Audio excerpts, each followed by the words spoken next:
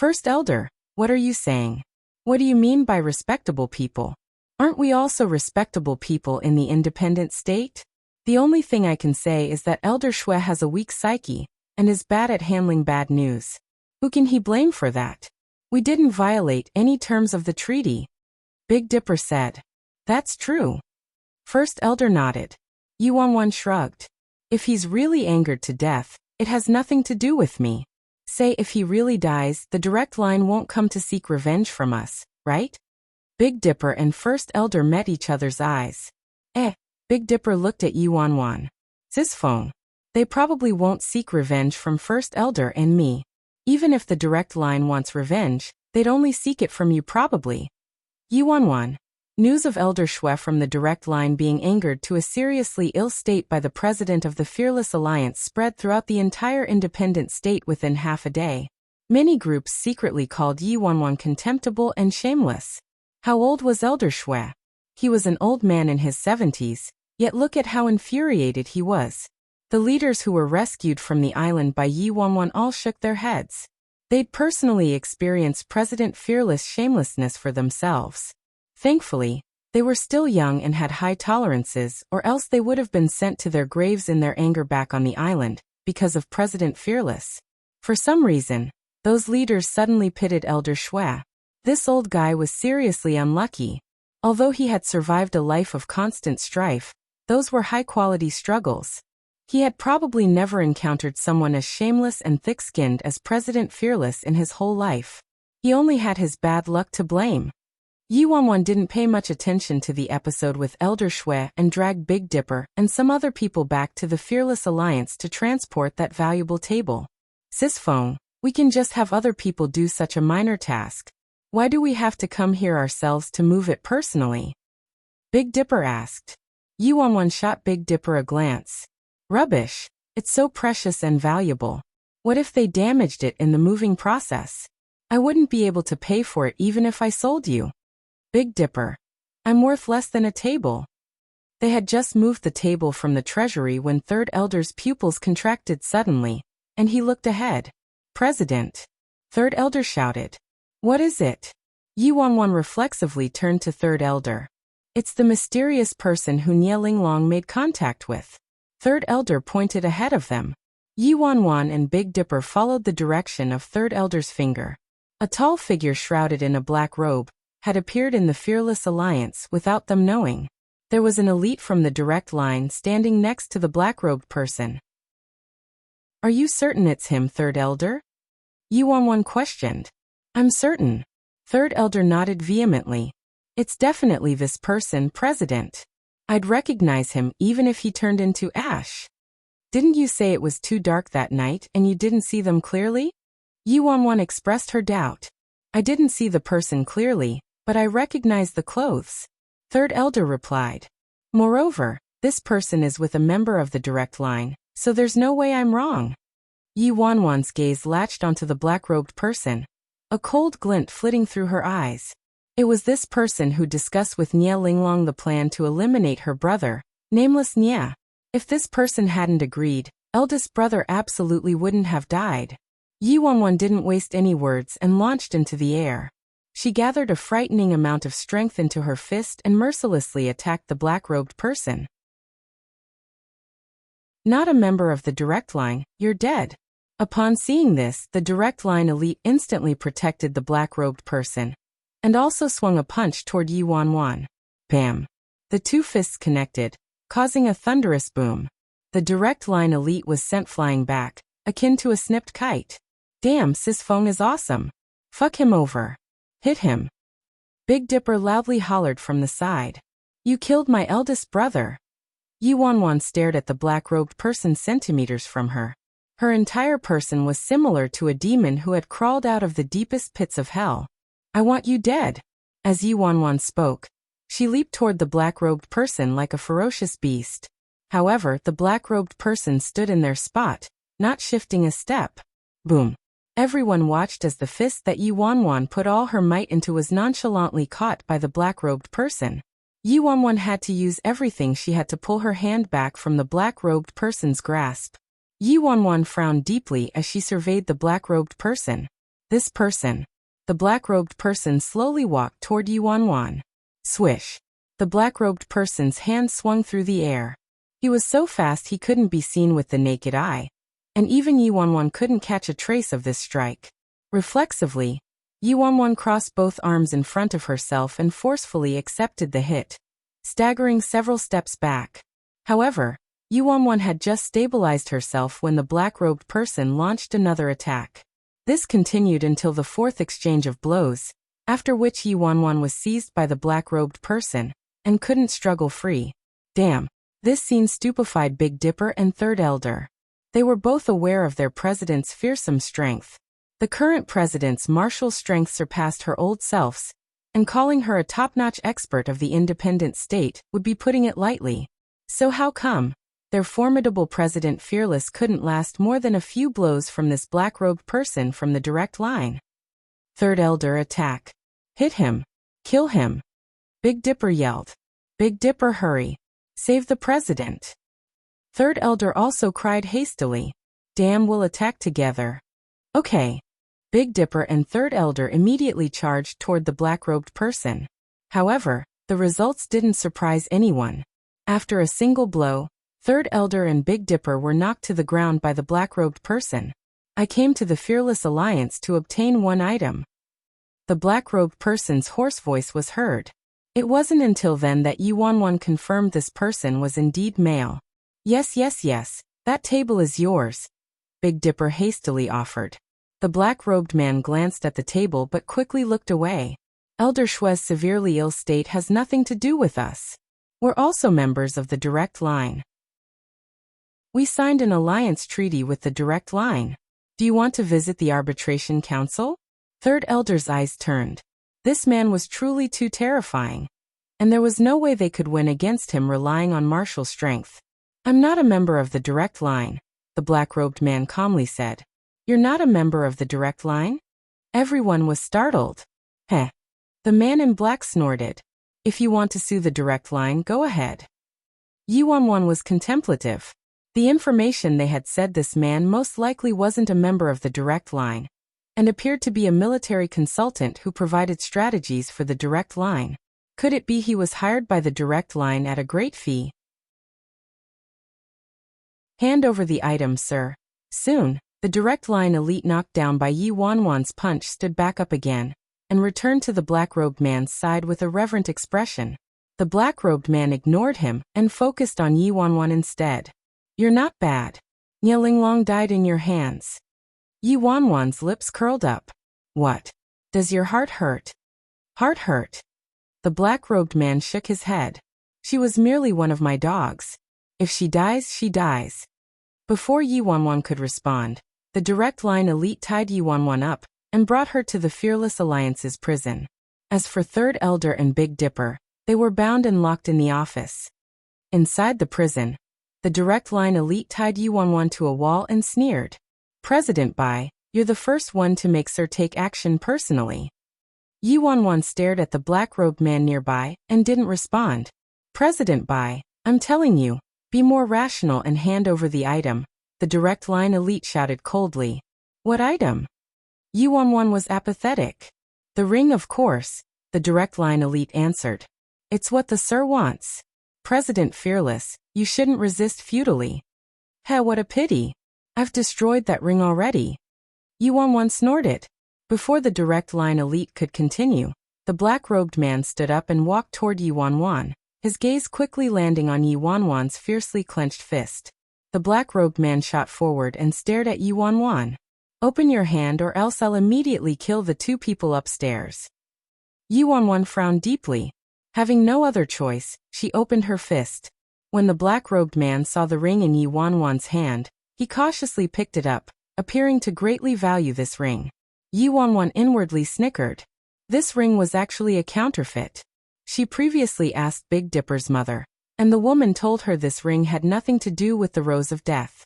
Ever since Yuanwan learned this ring represented supreme power in the Rose of Death, she had hidden it and started wearing this fake, the main purpose being to mislead people. Just now, she intentionally clutched this ring tightly in her hand, and pretended she really valued this ring in order to deceive this black-robed man.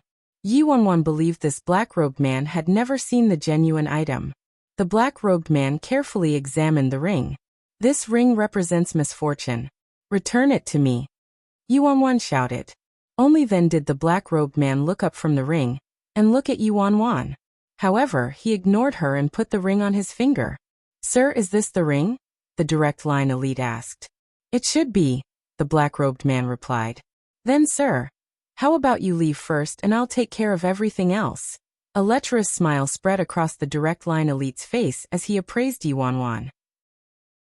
President Fearless seriously had extraordinary looks. Do you know what I detest the most in my life? The black-robed man calmly questioned. Huh. The direct line elite was startled. I detest men who assault women the most in my life. Before the direct line elite realized what happened, the black-robed man choked him by the neck and a kachak was heard several seconds later as his neck was snapped broken. Chapter 22:20 Could it be piece of shit? Yi Wanwan's brows furrowed deeply as she stared at the black-robed man in front of her. This black-robed man's strength was unfathomable unless it was Yi Shuihan who fought with her. However, Yi Shuihan seemed to also be a member of the direct line. After pocketing the ring, the black-robed man didn't take another look at Yi Wanwan and turned to leave. Several hours later, Third Elder struggled out of the rope around him. After he untied Big Dipper, the two of them made a beeline for the underground prison. Are you okay, Sisfone? Big Dipper yelled anxiously when he saw the tied-up Yi Wanwan. Don't waste time. Come here and untie me already, Yi Wanwan said. As she spoke, Third Elder had reached her already and started loosening her ropes. Damn, Sisfone, what happened? Isn't this that elite from the direct line? Big Dipper froze when he saw the corpse by his feet.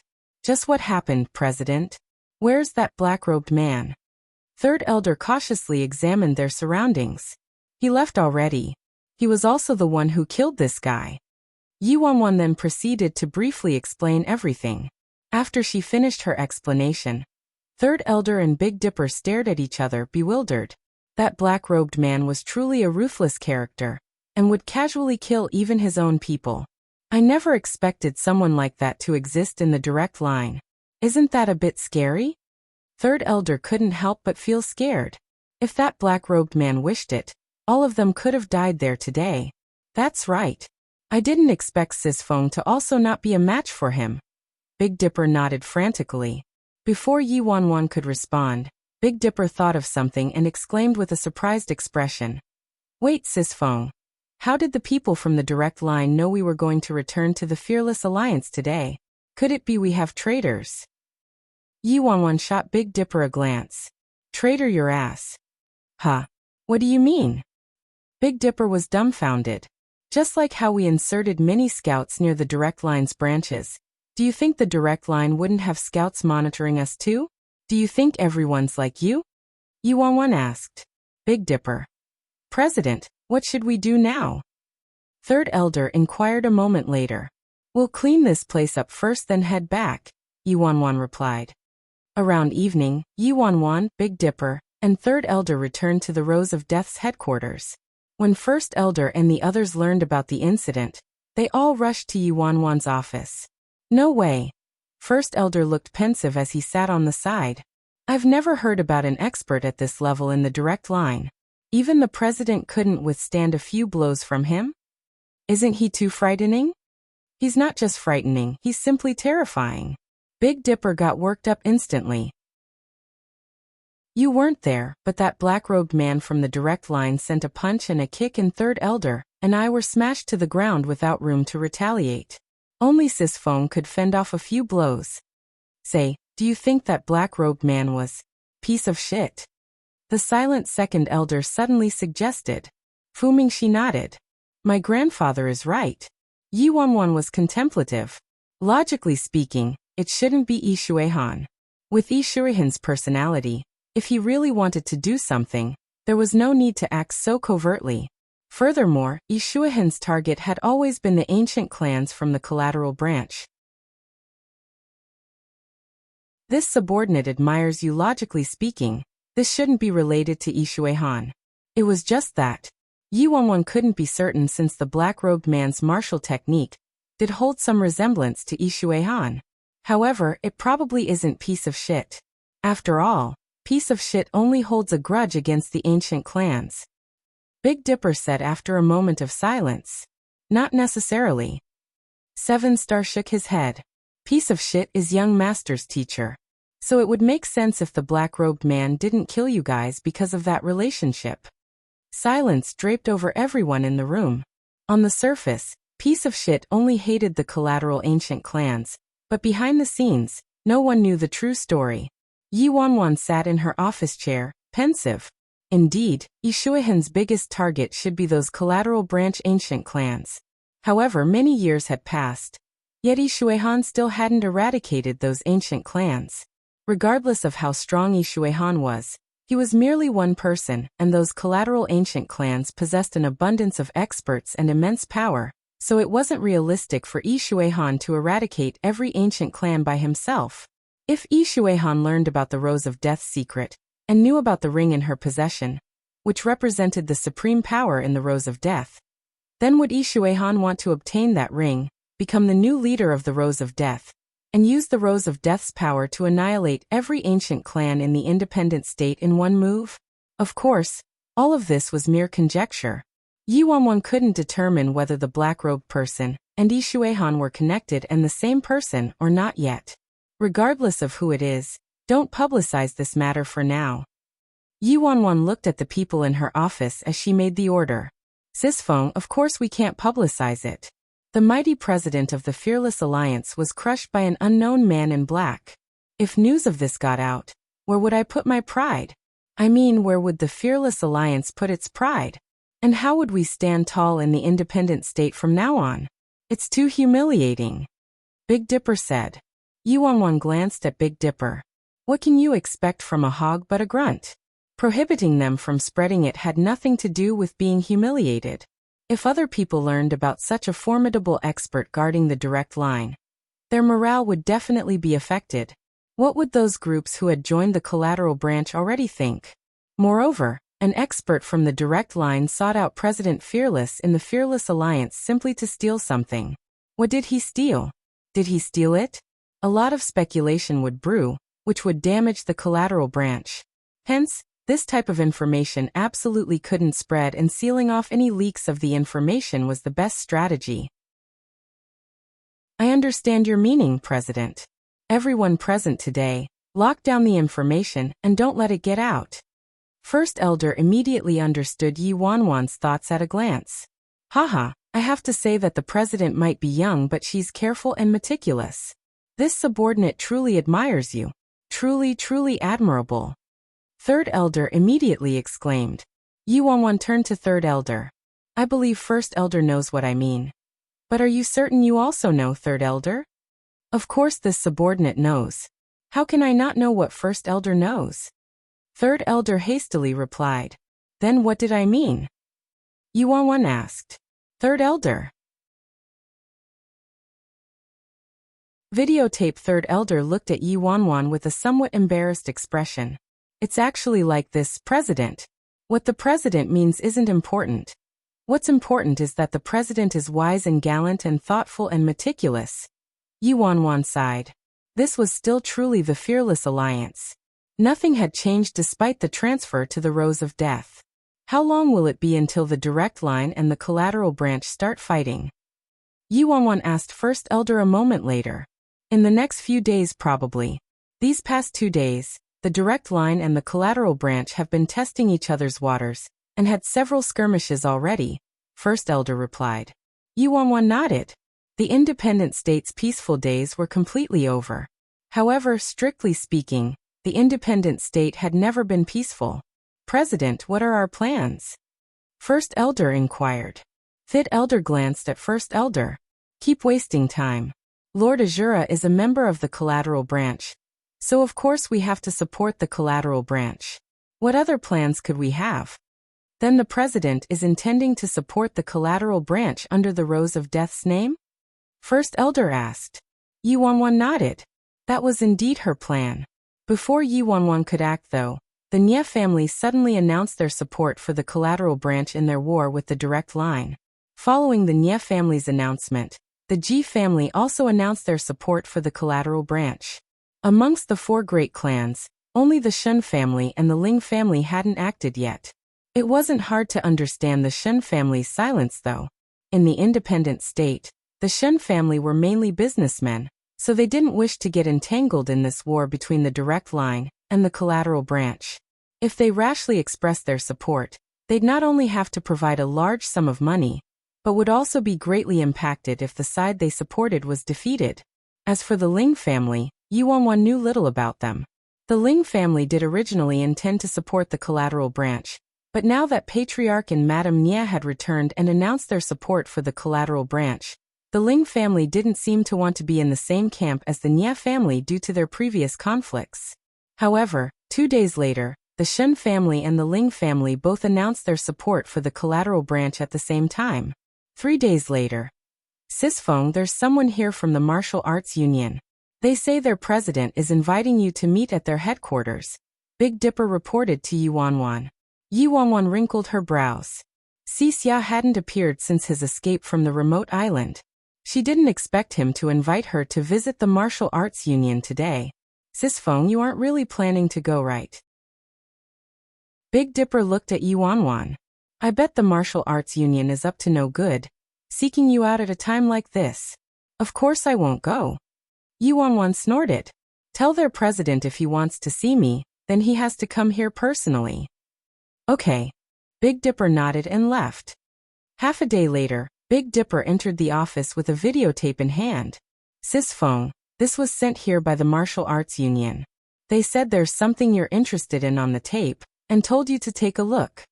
Big Dipper placed the videotape on the desk. Yuanwan was startled by Big Dipper's words. A videotape sent by the Martial Arts Union? Alright, got it. Yuanwan nodded. After Big Dipper left the office, Yuanwan picked up the videotape and carefully examined it. Based on its appearance, this seemed to be a normal videotape without anything special to it. Chapter 22-23. Grandpa Yuanwan quickly placed the videotape in the machine. She would like to see what the heck Xia was up to. Yuanwan turned pensive as she watched the television. This videotape actually contained copies of surveillance footage, but the video quality was fairly clear. It's me. Yuanwan frowned as the video played. The girl who appeared on the TV screen was worryless Nia from a few years ago. Several seconds later, a white-haired elderly man appeared. Grandpa. Yuanwan was astonished. Why did this videotape contain her and Grandpa? Judging from the surveillance footage, it was probably the inside of the Martial Arts Union. Going by the time, it was probably surveillance footage from several years ago. Before Yuanwan could regain her wits, the girl in the video and the elderly man erupted into an intense argument. In the end, the dagger in the girl's hand pierced the elderly man's chest. As Yuanwan watched the video, she froze in her spot, incredulous. She used a dagger and pierced Grandpa's chest. Instantly, Yuanwan knelt down and both familiar and strange memories rushed into her mind. In the Martial Arts Union, the girl pursed her lips as she looked at the strategic elderly man. Grandpa, when will you let me come and help?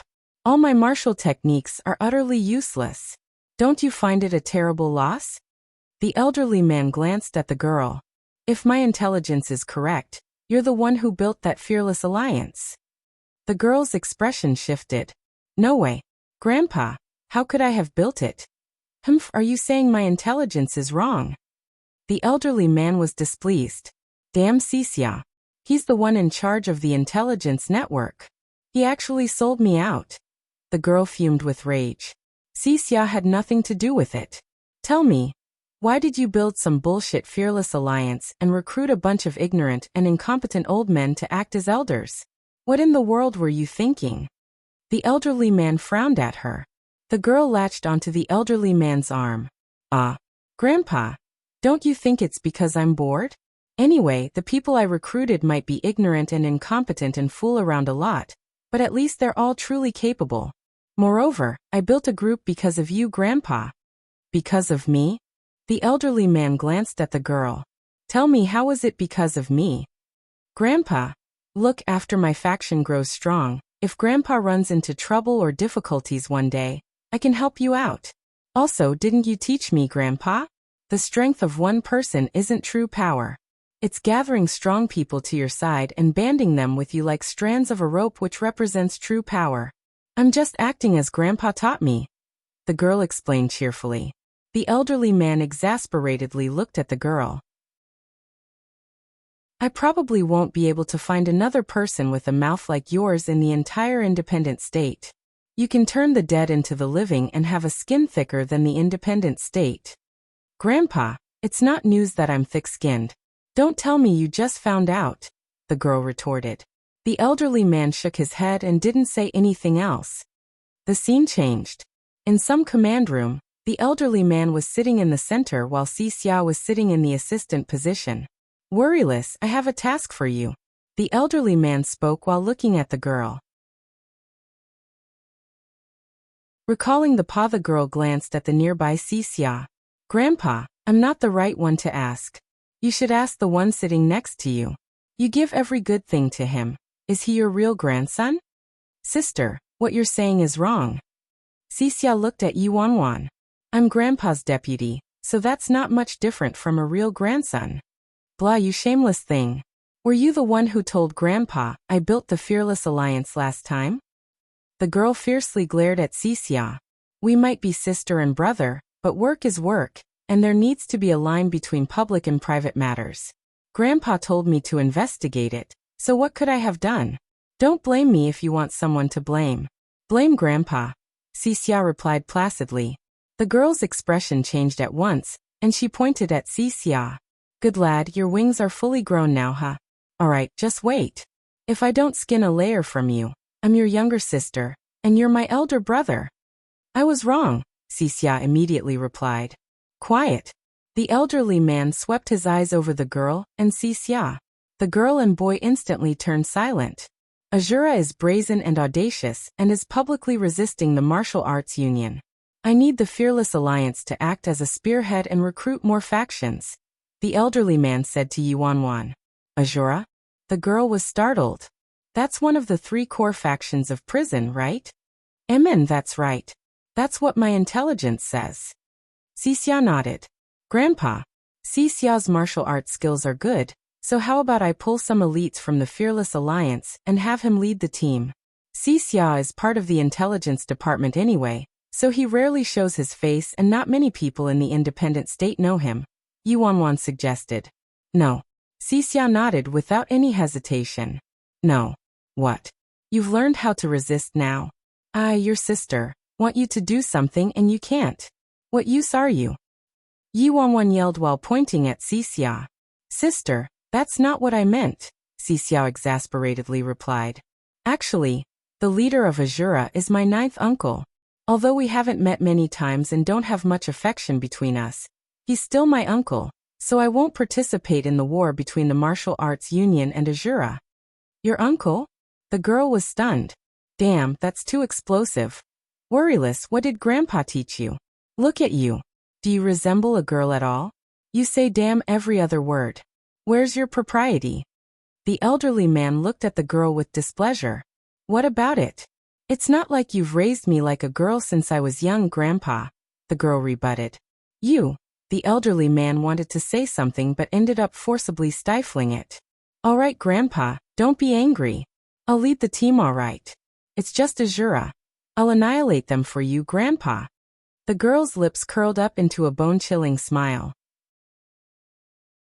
No, you can't underestimate Azura's power. Out of concern for your safety, you can't lead the team. You just need to find a capable person to lead the team, the elderly man refuted.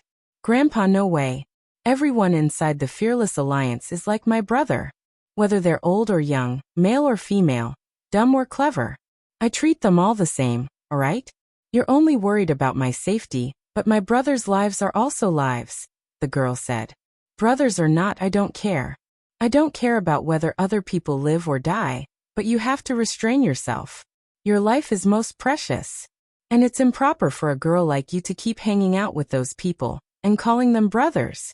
How will you get married in the future? The elderly man reprimanded her angrily. Am I your real granddaughter? At the mention of getting married, the girl was immediately rifled. Grandpa, I absolutely won't get married in my life. What are you saying? The elderly man shot up from his seat. At the sight of the elderly man's fury, the girl cowered instantly. She looked at her grandpa and grinned. Grandpa, I won't get married. But I'll marry someone, all right? I'll marry someone who's both handsome and filial. I guarantee you'll be satisfied. Sister, if you keep acting like this, I think it'll be hard for you to find someone. Xia shook his head. Come here, say that again. The girl sneered as she pressed down on Xia's shoulder. Sister, I'm just telling the truth. With your good looks, there aren't many people in the independent state who are worthy of you. Is there a problem with that? It really will be hard for you to find someone, Xia expressionlessly said. Lad, you're clever. Or else I would have beaten you to death already. The girl snorted. Upon seeing the elderly man about to say something again, the girl continued. Grandpa, don't rush it, all right? I have someone I like already, you know that. I won't marry anyone but him in my life. Oh, the elderly man was interested instantly, as though the girl's romantic affairs were more important than the battle with Azura. Tell me about it, whose child is it? The elderly man asked the girl with a smile. Xia answered before the girl could. Grandpa, it's Emperor Ji. Who told you to answer? Don't I have a mouth? Can't I answer? The girl fiercely glared at Xia. Sorry, it's a habit, Xia replied. Ji Xiran is it? The elderly man was pensive. Grandpa, of course it's Ji Xiran. Who else in the independent state but Ji Xiran could catch my eye? The girl asked. Ji Xiran would take a liking to you? The elderly man looked doubtful. Read more chapters at List Novel. Calm the girl. Xia. Grandpa, can I confirm something? The girl looked at the elderly man. Confirm what? The elderly man was puzzled. Am I your real granddaughter? You didn't pick me up from a garbage can, right? Displeasure was written all over the girl's face. What do you mean would Ji Xiran take a liking to me? Why wouldn't he take a liking to me? I'm a daughter of the Nie family, the real granddaughter of the Martial Arts Union's president, and also the president of the Fearless Alliance. Would my identity be a loss to Ji Xiran, huh? Grandpa, sister won't have a hard time getting married, so don't be so worried. It's a generational gap thing. Xia spoke up. Half a year later, the conflict between the Martial Arts Union and Azura completely erupted, and the Fearless Alliance was at the forefront, launching a ferocious attack on Azura. Following the addition of the Fearless Alliance, many different factions joined as well, wanting to take a share of the loot. Yuan didn't recognize the memories after that. The scene changed again. Inside the command room, the girl looked at the elderly man, her fists tightly clenched. Grandpa, how can you be like this? No, you absolutely can't. The elderly man glanced at the girl. Don't interfere in this matter. Grandpa, aren't we blessed right now? Why do you want to start a war? The girl couldn't understand anything as she looked at the elderly man.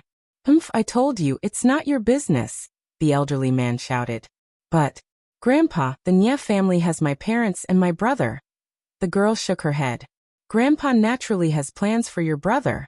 He's your brother but also my grandson. Do you think Grandpa would harm him? The elderly man asked apathetically. Even if you won't harm brother. Grandpa, what about my parents? The girl pressed. The zenith of power. How many times have I told you? They aren't your parents.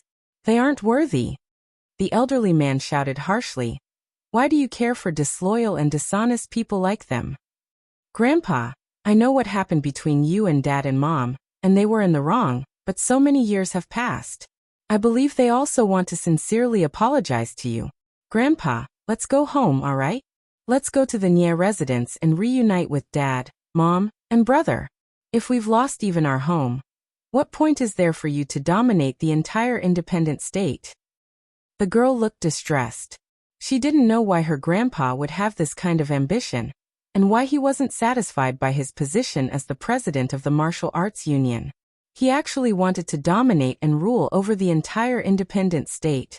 The Martial Arts Union's power was above the four great clans, and was merely beneath the collateral ancient clans. Wasn't this enough? Grandpa, what's so good about dominating the independent state? The zenith of power will make people lose their reason, the girl advised earnestly. Domination.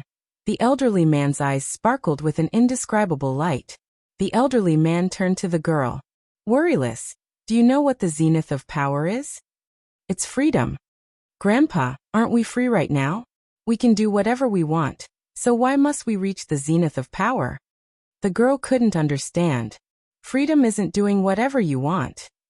The elderly man shook his head. True freedom isn't doing whatever you don't want to do. Grandpa, you're speaking too profoundly. I don't understand, the girl responded. Even so, why do we need so many sacrifices? Why does it have to be the 4 great clans? Moreover, if you really did this, Grandpa, the Arbitration Council absolutely wouldn't let you go. The Arbitration Council? The elderly man mockingly chuckled. Every state in the 12 independent states is under the Arbitration Council's governance. But what have they contributed to the 12 independent states? Why do they get the say in every state's rules and systems? The girl was at a loss for words. Worryless, remember, aside from dominating the entire independent state, Grandpa also wants to completely lock down the independent state and seclude it from the world, so that the Arbitration Council can't interfere with anything in our independent state anymore. The elderly man calmly said. The girl didn't object to this. If Grandpa really started implementing his plan, he'd definitely succeed. He had purchased a lot of weapons and explosives from the outside world, so the Arbitration Council would be at the end of their tether, even if they wanted to interfere at that time.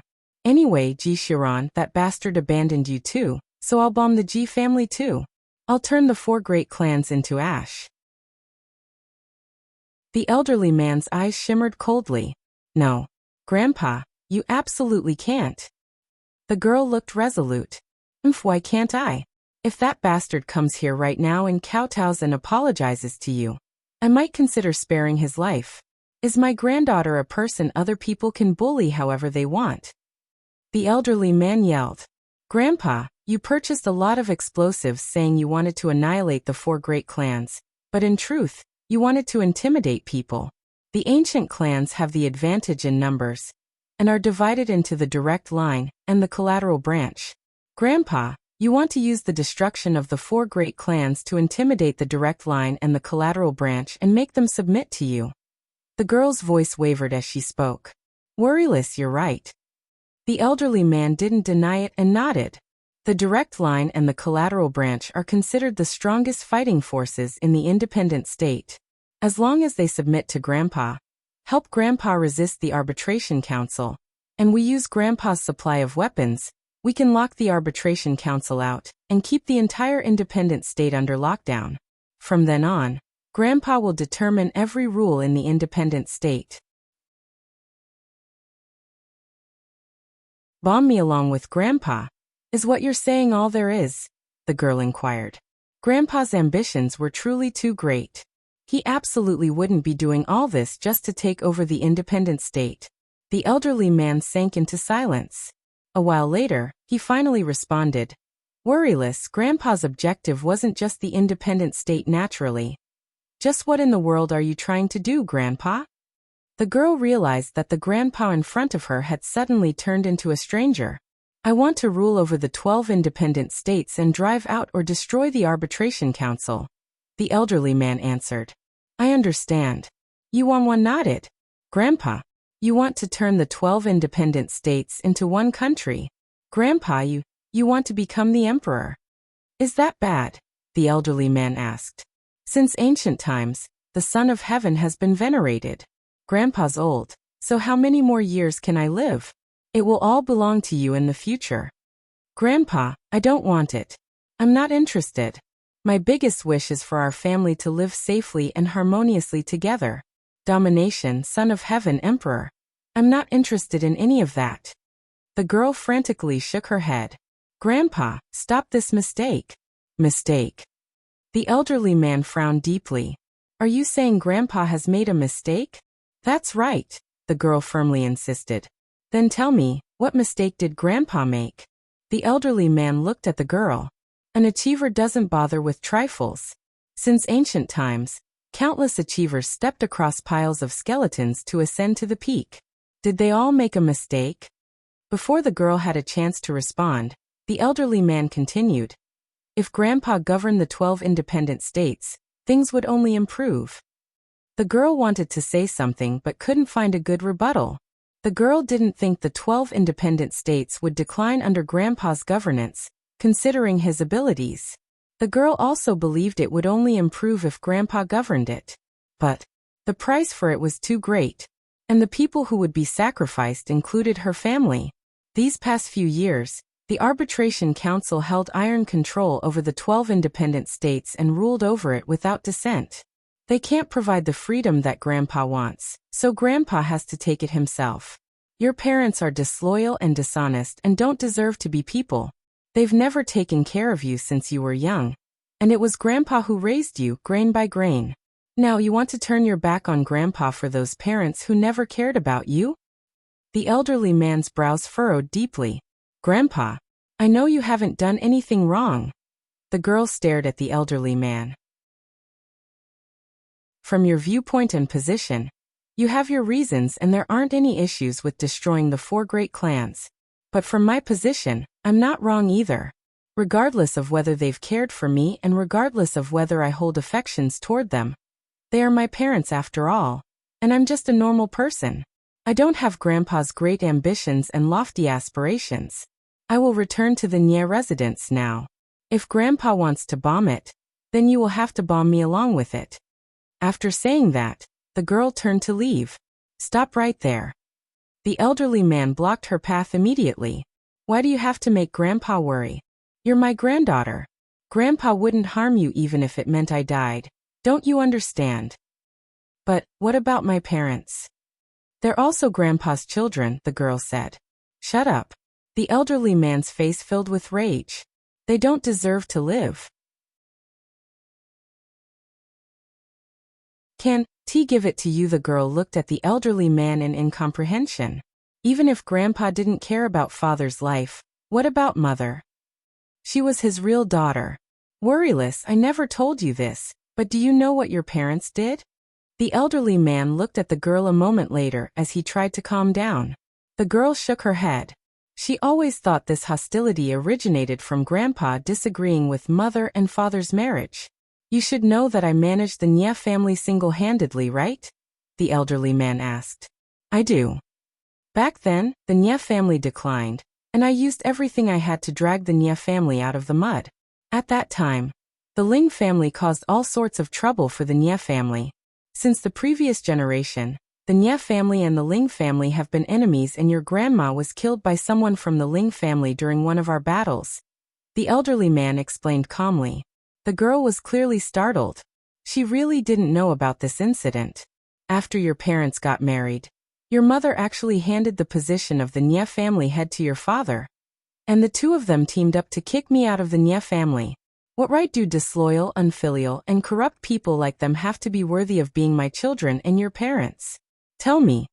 The elderly man looked at her. The girl was silent. She hadn't known about these past events. However, no matter what, Father's surname was Nye now. Even if her parents got married, it didn't mean the Nye family had fallen into the hands of the Ling family, especially since Father had severed his ties with the Ling family. Before Yi Wanwan could continue, the elderly man seriously said, "Give your ring to me." The ring? The girl frowned deeply. The ring she had represented the most supreme leadership in the Rose of Death. It absolutely couldn't fall into Grandpa's hands. Grandpa, I can't give this ring to you. The girl shook her head. Once this ring ended up in Grandpa's hands, the consequences would be inconceivable. Worryless, if you don't want to die, then hand the ring over to me. The elderly man marched toward the girl. I can't. Aunt gave this ring to me. Aunt said no one else can get a hold of this ring. The girl gritted her teeth and moved back. I told you to give it to me. The elderly man was enraged and made to grab her. The girl swiftly evaded him. I heard you went under the tutelage of a master on the outside. Your martial arts skills have indeed improved rapidly these past 2 years. The elderly man pensively surveyed the girl.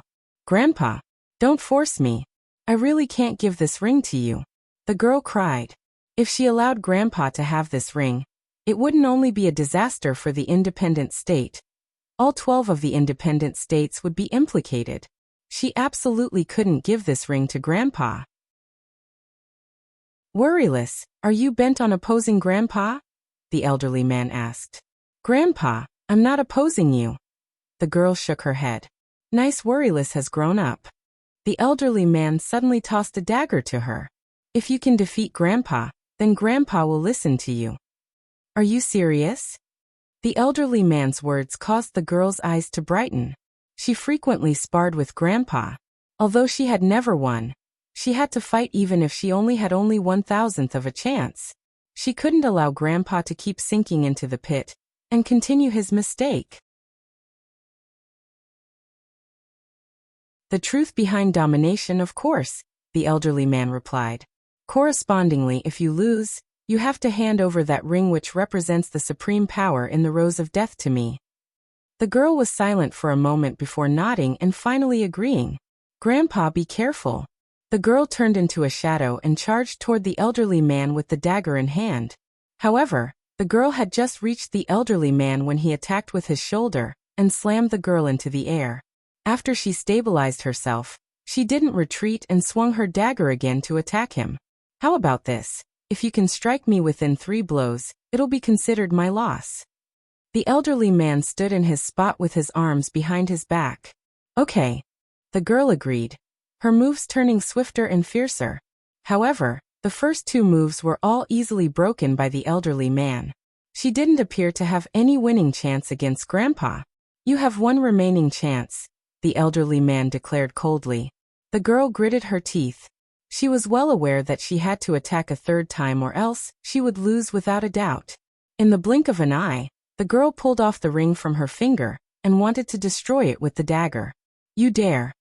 The elderly man grew furious and struck the girl, putting every bit of strength in his hand. The elderly man was as fast as a breeze of wind, difficult to locate with the naked eye. In a fraction of a second, the girl reflexively counterattacked with the dagger. However, the elderly man suddenly stopped his ferocious attack a millisecond before his palm hit the girl. Under the girl's incredulous gaze, she couldn't control the dagger in her hand as she wanted, and it penetrated his chest. Blood trailed down the dagger and dripped onto the ground. The girl started shaking, her hold around the dagger loosening at once. At that moment, featherlight and odd-sounding footsteps came from outside the door.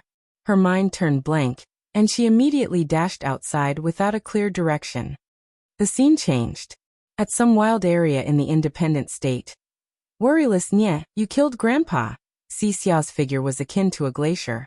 My debt to Grandpa was heavier than a mountain. He raised me to adulthood, and I hadn't had time to pay him back yet, and you killed him. Grandpa's dead.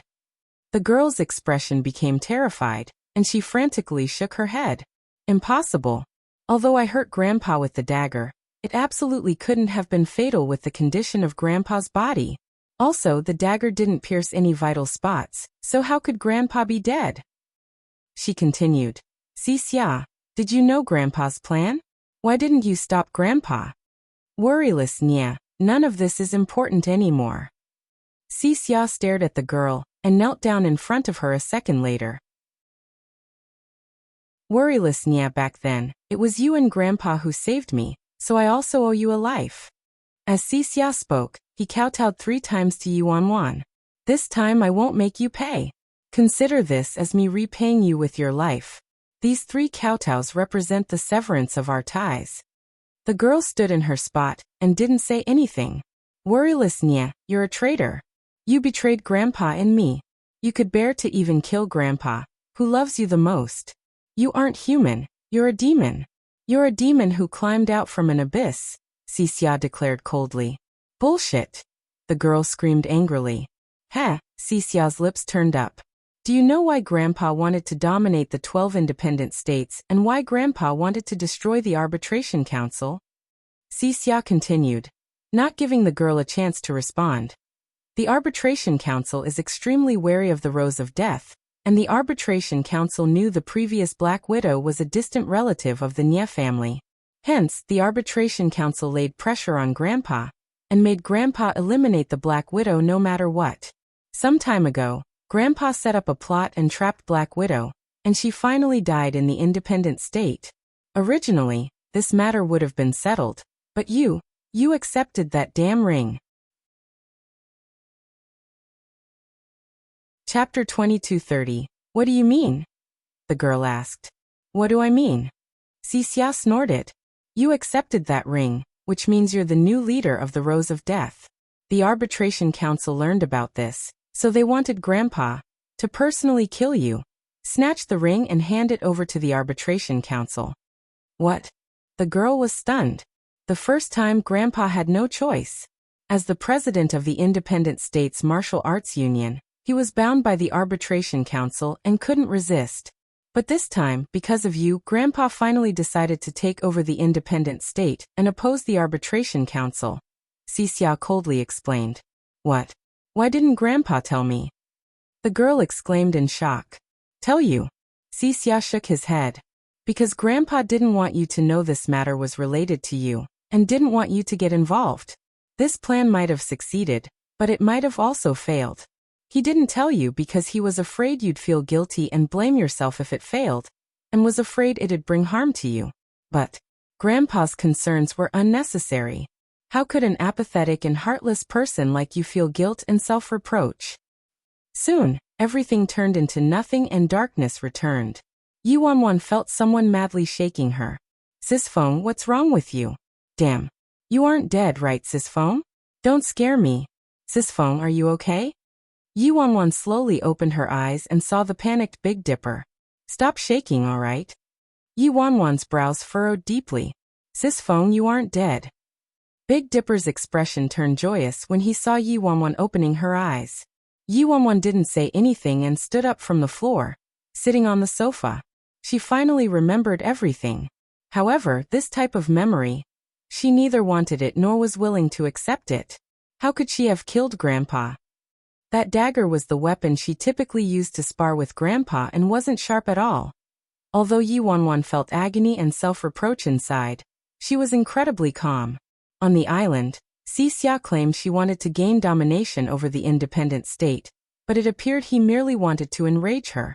There was only one sincere line that Wuxia said on the island. She was a demon. When she first discovered she killed Grandpa, she couldn't endure the pain and didn't think deeply about it, intent on seeking death. However, many years had passed, and Yu Wanwan could calmly ponder it now. There were indeed too many unanswered questions.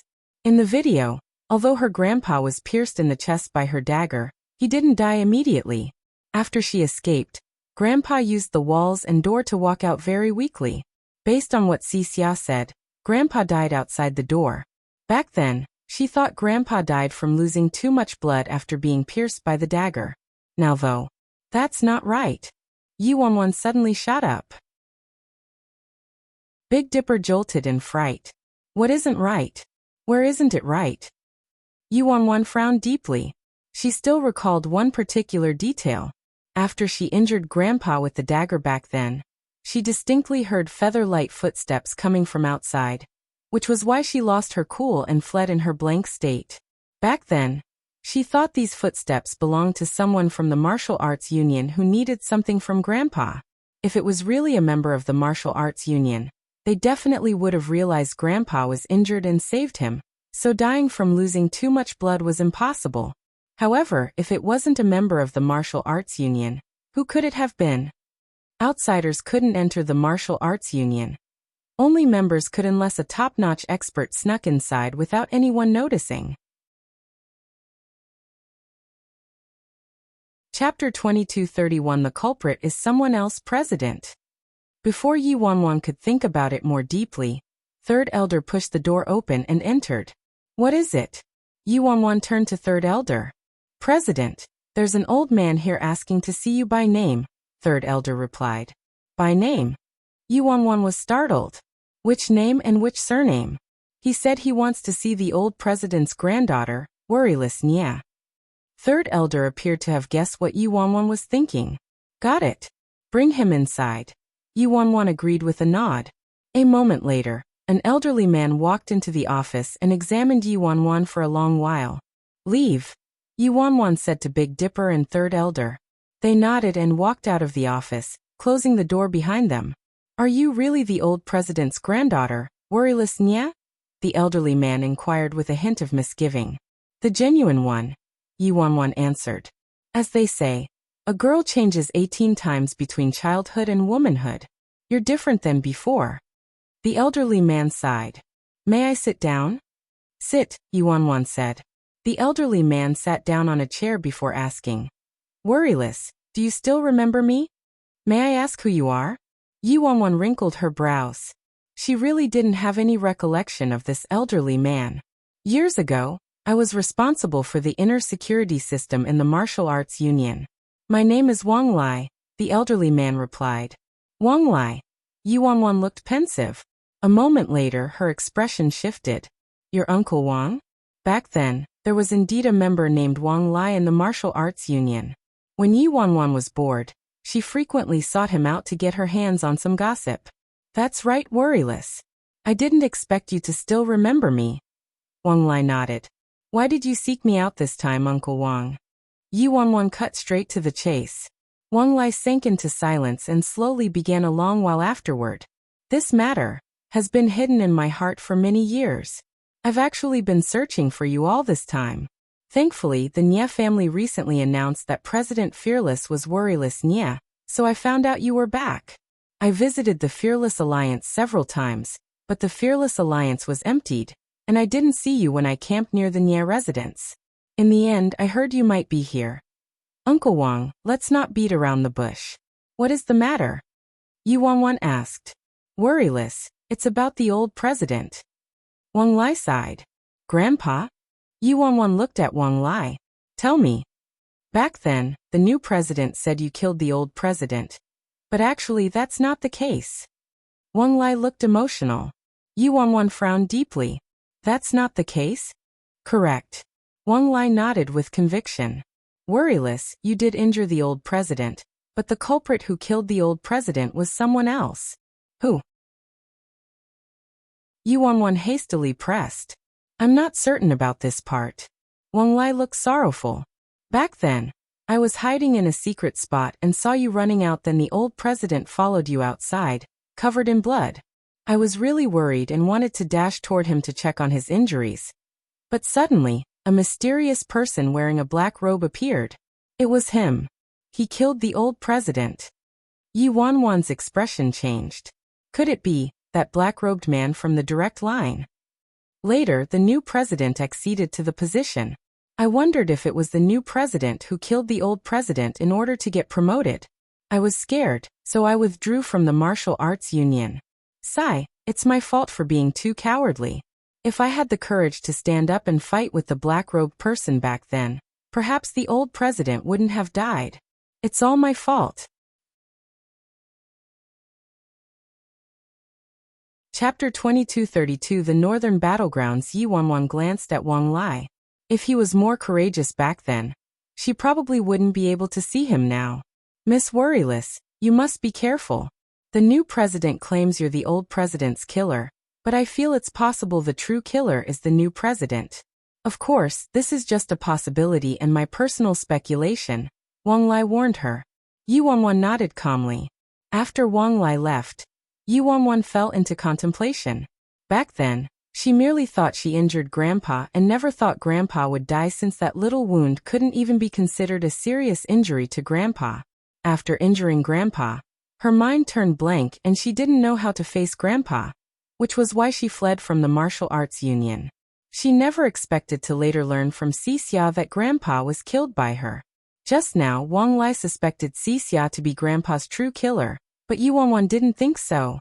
First of all, Yi Wanwan had a fair understanding of Xia. Xia's affections for Grandpa ran very deep, and he was basically raised by Grandpa since he was young.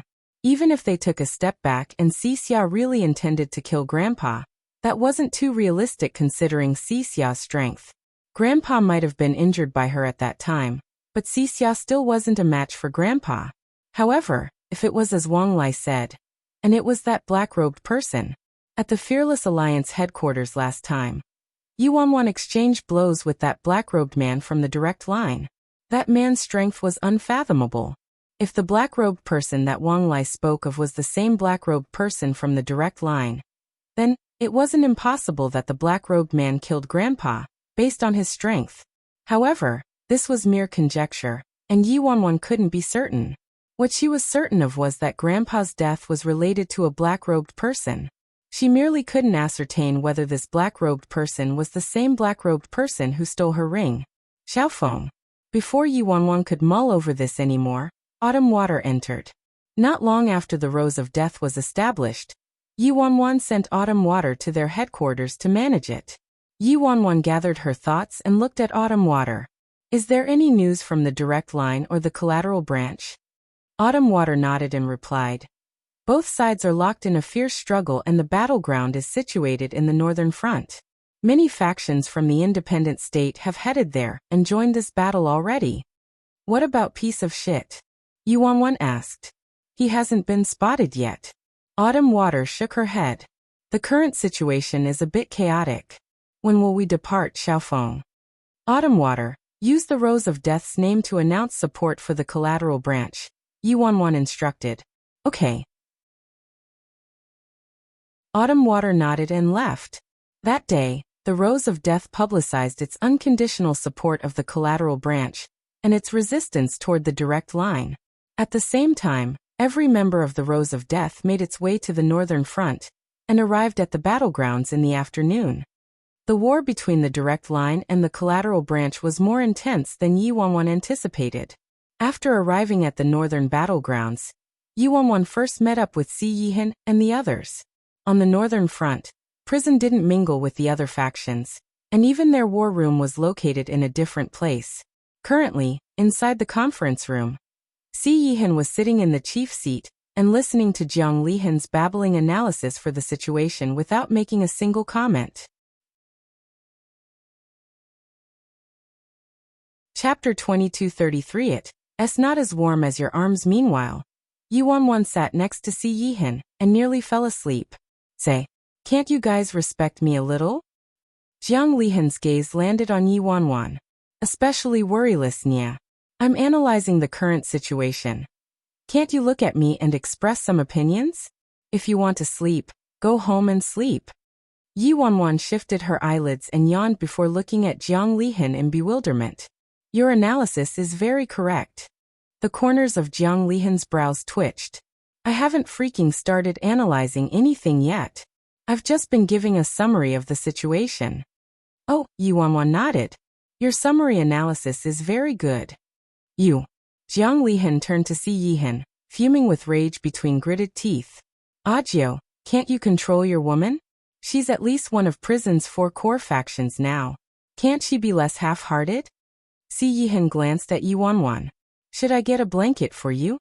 No need. No matter how warm a blanket is, it's not as warm as your arms, Yu Wanwan replied softly. Amen, Si Yihan hummed. Jiang Lihan looked at Yu Wanwan and Si Yihan dumbfounded. Why are these two here? Did they come here to fight a battle or go on a date? Isn't their atmosphere a bit inappropriate? Jiang Lihan stared at Si Yihan incredulously. This man wasn't the Ajio in his memory anymore.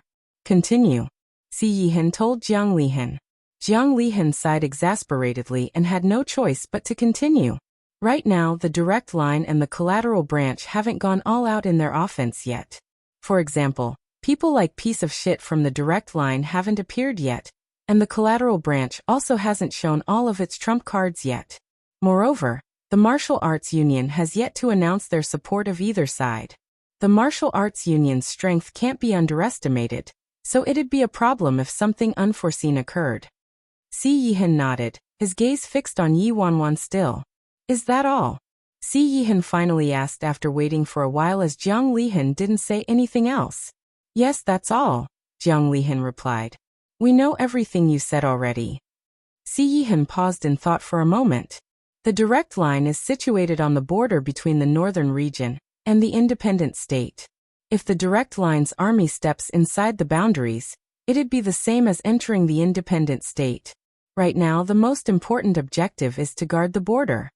As soon as Si Yihan finished speaking, Yu Wanwan started clapping. What baby said is too awesome.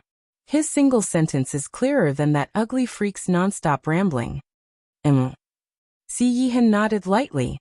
Who are you calling ugly freak? Jiang Lihan angrily glared at Yuanwan. You have late-stage eye cancer. Yuanwan was speechless. Was this idiot only ever focused on his appearance? She was clearly trying to say his analysis skills were bad, alright? Ajio, so you're saying prison should head to the border right now? Xie Qianchuan was contemplative. Si Yihan answered, Mem. Alright, I understand Ajio's meaning. We really can't allow the direct line to break through the border. Let's go prep. After saying that, Xie Qianchuan stood up and left. Jiang Lihan glared at Yuanwan with a harumph before following Xie Qianchuan and leaving. Baby, I'll also go set up. Yuanwan made to leave. You don't need to go, Si Yihan suddenly said. Yuanwan was startled. Why didn't she need to go? Baby, aren't you worrying too about me? I'm the president of the Fearless Alliance. Yuanwan pouted. Eating her sense of shame for food, Si Yihan looked at Yuanwan.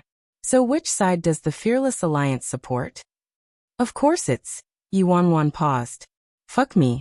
The Fearless Alliance supported the freaking direct line. She was President Fearless, so she definitely couldn't lead the Rose of Death to attack the direct line. You can make commands with a walkie-talkie, Si Yihan suggested. Yuanwan. This was a battle that concerned the future of the independent state, but she couldn't show her face and could only make commands using a walkie-talkie. 2 days later, a large-scale battle erupted on the border. The 3 core factions of prison appeared at the same time and destructively attacked the direct line. After that, more and more factions joined the battle, including piece of shit, Yishuehan. Following Yishuehan's appearance, the situation took a turn, and members of the collateral ancient clans suffered serious casualties, continuously forced back in defeat by the direct line. However, the only fortunate part was that Yishuehan didn't attack any factions aside from the collateral ancient clans. Like Yishuehan said before, he merely targeted the ancient clans from the collateral branch. At noon that day, to the surprise of the direct line in prison, Yuanwan actually went to the border as the Fearless Alliance's representative and ran over to the direct line's camp. In the direct line's camp, Yuanwan finally saw the clan leader of the direct line, an elderly man past his 50s, Jiangying. In the direct line's camp, Jiangying expressionlessly looked at Yuanwan. Why did you come here, President Bai? Yuanwan grinned and pulled out the alliance treaty. Clan leader, what are you saying?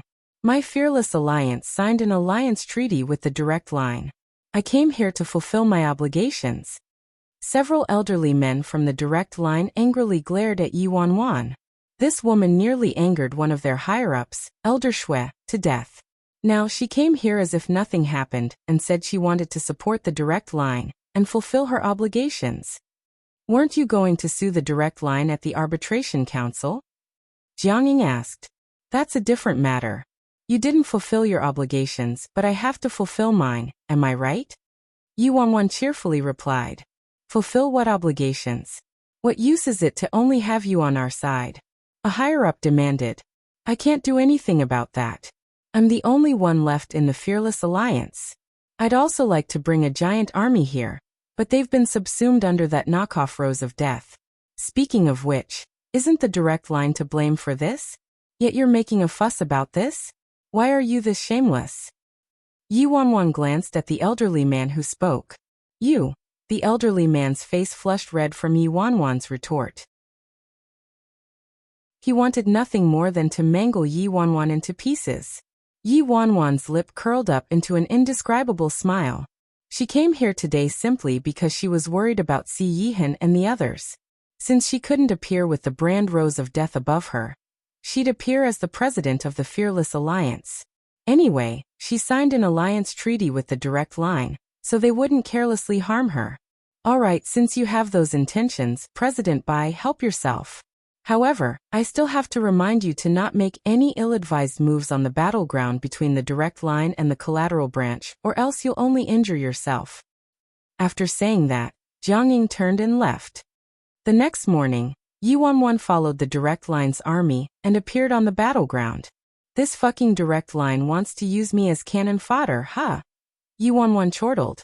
Unfortunately, she simply came here to watch a show, so the Direct Line would be daydreaming if they wanted to use her as cannon fodder.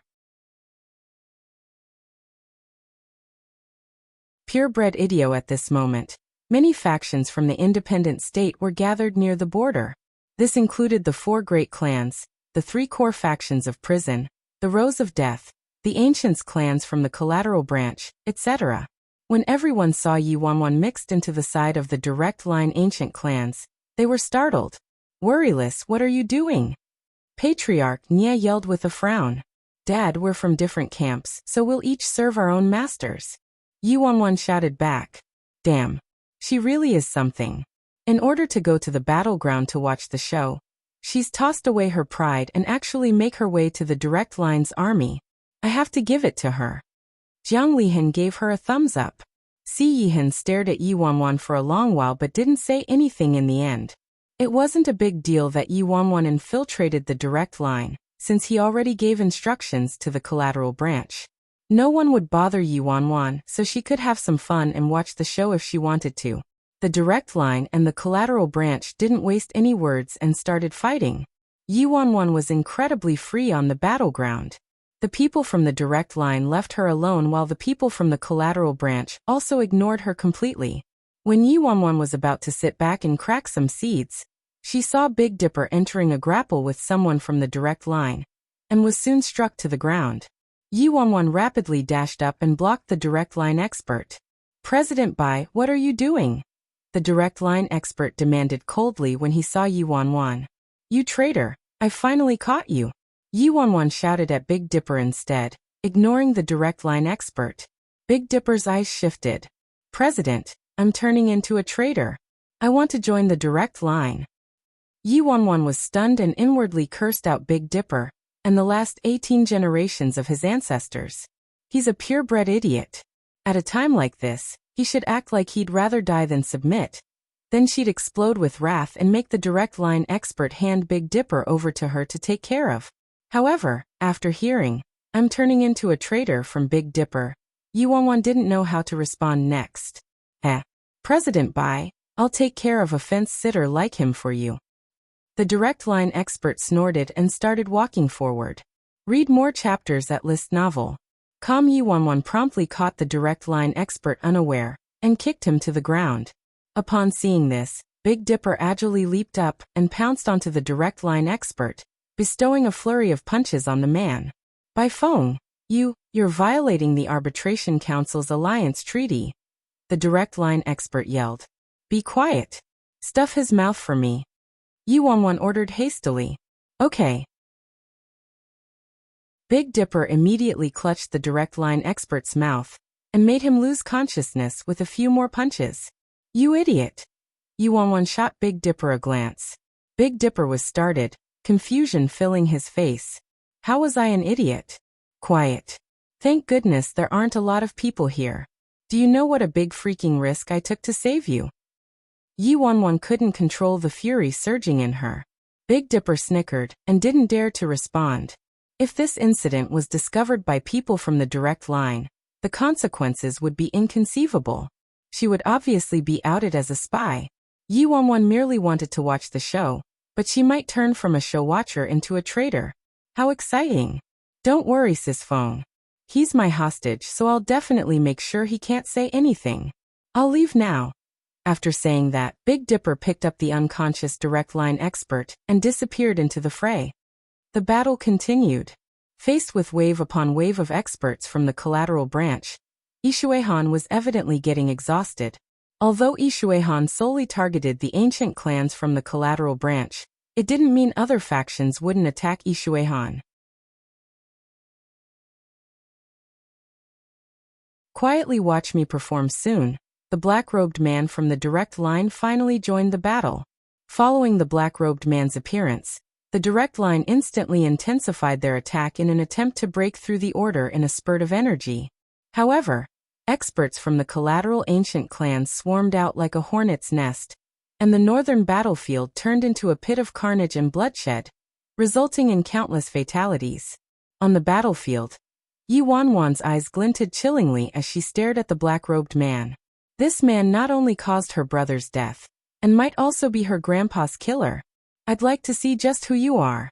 Yi Wanwan yelled and swiftly shot toward the black-robed man. By phone, what are you doing?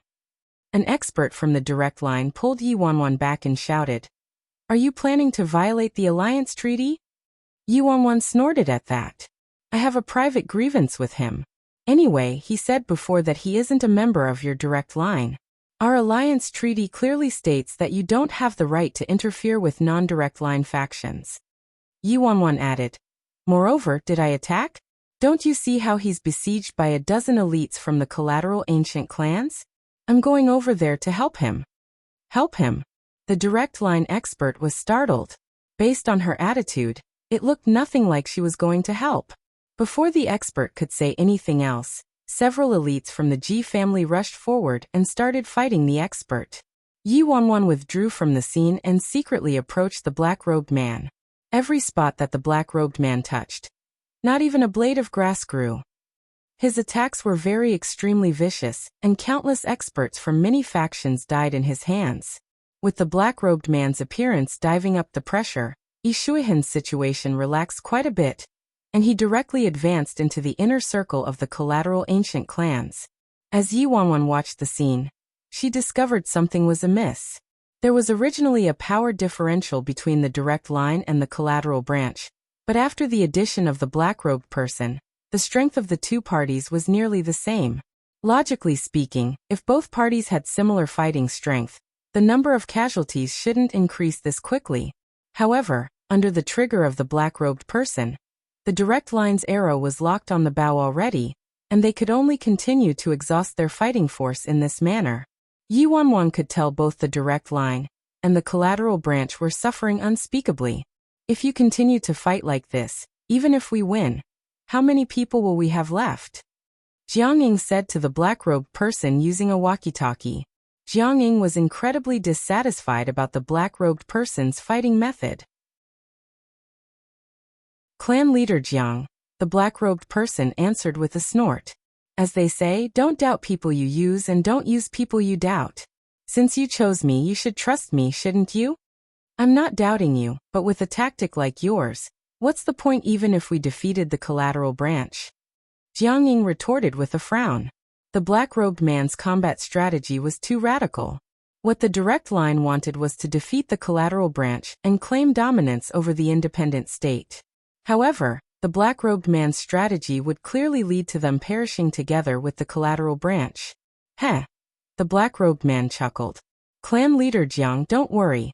Right now, I possess the battle command over the direct line. You just need to quietly watch my performance. I'll definitely give you a satisfying outcome. I hope so, Jiang Ying replied. Right now, whether it was the group supporting the direct line, or the faction supporting the collateral branch, they were all afraid and angry with the black-robed man. Both familiar and unfamiliar, the black-robed man's fighting technique didn't allow any chance of survival for other people, not even the direct line. Did he want to take every group in the independent state, including the direct line and the collateral branch, down with him? Yi Wanwan watched the black-robed man. This man was truly too dangerous and was a radical and belligerent character. He didn't care about the fate of the direct line he was leading at all. The battle intensified as time passed. Every faction in the independent state sustained heavy losses. Neither the direct line nor the collateral branch gained a trace of advantage, and reaped nothing but enormous losses. If they continued to fight like this, every person would be killed, and at that time, the independent state would turn into an empty shell. All the factions started to sway and started to regard the black-robed man as an enemy. Even people from the direct line were unwilling to listen to the black-robed man's supposed combat strategy, or lend a hand when the black-robed man was besieged. At this moment, the black-robed man was completely surrounded by a dozen or so experts from the collateral ancient clans. However, while these experts were strong, they still couldn't subdue the black-robed man. Yi Wanwan couldn't help but shake her head. Where the heck did these experts come from? There were a dozen of them. But they couldn't even win against one person. Blah. 12 versus 1. How extremely shameless of you. Yi Wanwan insulted the dozen or so experts from the collateral ancient clans. I'm from the direct line's side. I came to help you. As Yi Wanwan spoke, she leaped up and landed next to the black-robed man. She promptly attacked the experts of the collateral ancient clans. The dozen or so experts from the collateral ancient clans became puzzled. What in the world was Worryless Nya doing? Since you're serious, we'll fight back. An expert shouted coldly at her. They were going easy on this woman in every way they could, but she attacked extremely fiercely. Yi Wanwan didn't explain, and imperceptibly surveyed the black-robed man instead. Soon, Yi Wanwan found an opportunity and the dagger in her hand ruthlessly pierced toward the black-robed man. However, the black-robed man reacted immensely quick and tilted slightly back in a fraction of a second. Although the dagger didn't take his life, it hit him with a bang, and the wooden mask over his face was knocked off by the dagger.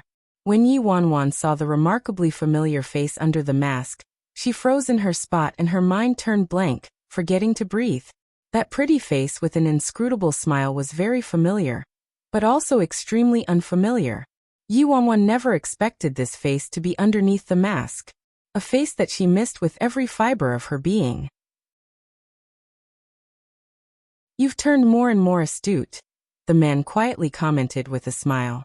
Nearby, the four great clans turned to the man. When they saw the mysterious black-robed man's true appearance, their astonishment wasn't any less than Yi Wanwan's. No one expected that vicious and malevolent black-robed person to have such a familiar face.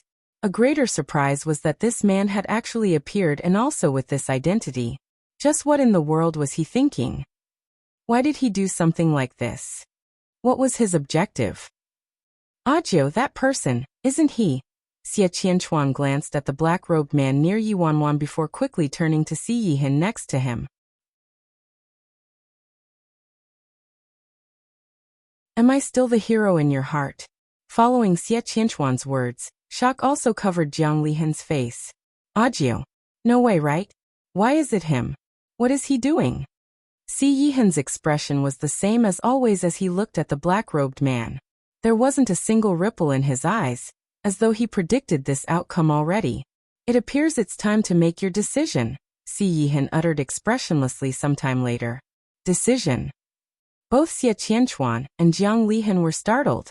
They were clueless about what decision Si Yihan referred to. Ajio, who is making decisions? Xie Qianchuan asked. Si Yihan glanced at Yi Wanwan in the distance and replied aloofly a moment later. Her, me and us.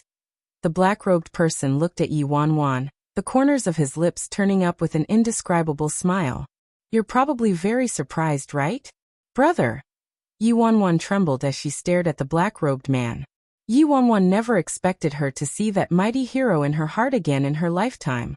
Especially in this kind of situation. How about it? Look now, is brother still your hero? Nameless Nya asked her with a light chuckle. Damn punk, are you crazy? Patriarch Nya shouted harshly at Nameless Nya from the crowd. Patriarch and Madame Nya both couldn't recover their wits after seeing Nameless Nya. Didn't Worryless tell them Nameless Nya accepted a big job and went abroad to do a mission? Could it be that the big job Nameless Nya supposedly accepted was assisting the direct line? In other words, Nameless Nya was hired by the direct line. You wretched bastard, did your head get kicked by a donkey? You had the guts to accept a job from the direct line. Patriarch Nya angrily cursed. Nameless Nya furrowed his brows, his icy gaze landing on Patriarch Nya. Can you shut your mouth? What did you say? Patriarch Nya was stunned. Nameless Nya wants me to shut up? Before Patriarch Nya could respond, Yi Wanwan shook her head at him, signaling him to remain quiet. Patriarch Nya gritted his teeth but didn't say anything else. Yi Wanwan turned back to Nameless Nya. She seemed to understand something. Or perhaps she should say that the instant she saw Nameless Nya, all of her confusion dissipated. Back in China, when Nameless Nya first had someone come to steal her ring, the target was solely the ring, and there was never any intention to harm her. Brother, in reality, you probably know this ring is a fake, right? Yi Wanwan asked him. Nameless Nya smiled faintly. What is real and what is fake? If I guess correctly, you forged this ring yourself. Yi Wanwan was contemplative. You're truly my sister. Your guess is correct. Nameless Nia nodded. Nameless Nia's forging skills were extremely good. Back in China, when Yi Wanwan first met Nameless Nia, he had a stall set up on the ground, and all the valuable forged creations there were crafted by Nameless Nia himself. In reality, this ring doesn't have any relations to the Rose of Death, but that's not completely true. It's probably a lover's ring, with Ant's ring, right? Yi Wanwan questioned. That's right. I made it myself. Nameless Nia confirmed with a smile.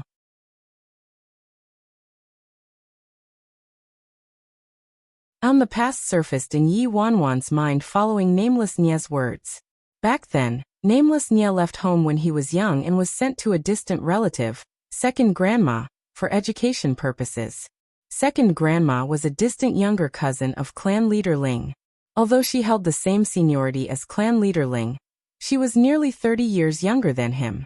However, second grandma was extraordinarily talented in martial arts, was extremely courageous, and was an outstanding teacher for the younger generation. Hence, back then, clan leader Ling didn't obtain Patriarch Nia and Madame Nia's approval before sending Nameless Nia to second grandma. Second grandma was a very strict teacher. Nameless Nia underwent a lot of suffering but gained a plethora of skills. Second grandma had one daughter named Ling Miao. Ling Miao was a generation above Nameless Nia, and was considered his aunt, but she was a similar age to Nameless Nia. It wouldn't be an exaggeration to call those two childhood sweethearts, and they got along very well. Soon, Nameless Nia returned to the independent state, but never broke contact with Ling Miao. Yi Wanwan once heard Nameless Nia mention that he and Aunt Ling Miao fell in love. The first time Yi Wanwan saw Ling Miao was actually when Ling Miao was assailed by various factions of the independent state. It was Grandpa's plot that killed Ling Miao. Grandpa used Nameless Nia's life to threaten Ling Miao, and made her meet him on her own. Yi Wanwan still vaguely remembered that Ling Miao had a very sweet and spirited appearance, but her temperament was the complete opposite. She was exceptionally apathetic, akin to a ball of ice, and very hard to get along with if you were an outsider. Before Ling Miao died, she personally handed the ring that represented the supreme power in the Rose of Death to Yi Wanwan, and asked her whether Nameless Nia was safe or not. To this day, Yi Wanwan still couldn't forget Ling Miao's content expression after learning Nameless Nia wasn't in any danger. That was where Yi Wanwan's memory left off. In the past, Nameless Nia was outstanding and his intelligence wasn't inferior to Ji Xiran's. However, after her memory was replaced and she saw Nameless Nia again, he had changed. It was as if he had turned into a different person. When she returned to the independent state and restored her identity as Nameless Nia, her parents told her Nameless Nia was traumatized in the past. Now though, connecting this to the letter Ji Xiran left behind for her. The letter read, I don't have some grand dream. I just want a plot of a good field and have a simple life, do some small business and live ordinarily. Thinking about it now, Ji Xiran used this very obscure sentence to indicate the truth. He was referring to Nameless Nia. That was why Ji Xiran reminded her in his letter to stop investigating the matter. Additionally, on Ji Xiran's shredded pieces of paper, he actually wrote down the truth and the process. Nameless Nia's personality didn't change because of a previous trauma. The truth was that he was hypnotized by Ji Xiran. It was very possible it was Ji Xiran who made Nameless Nia forget about this memory segment. But the paper also said that the hypnotism failed and he was back. What that probably meant was that Nameless Nia's willpower was too strong, so he recalled his past again. It was Ji Xiran who hypnotized you, right? Yi Wanwan asked Nameless Nia. Nameless Nia smiled faintly. I have to say that Xiran's talents in hypnotism are unparalleled. I told him I'd bring destruction on every faction in the independent state that participated in Ling Miao's massacre, but he disapproved and even hypnotized me. After the hypnotism, I forgot about her and only thought about earning money and becoming rich, as though I was possessed. Nameless Nia continued. This ring is very similar to Ling Miao's ring. It's a lover's ring that I made myself, and has nothing to do with the Rose of Death. However, after I was hypnotized, I forgot about this ring too, so I took it off and tossed it somewhere in the Nye residence. Otherwise, how could you have stolen it?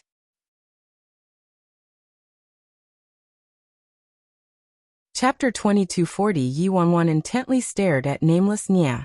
After a long silence, she finally spoke.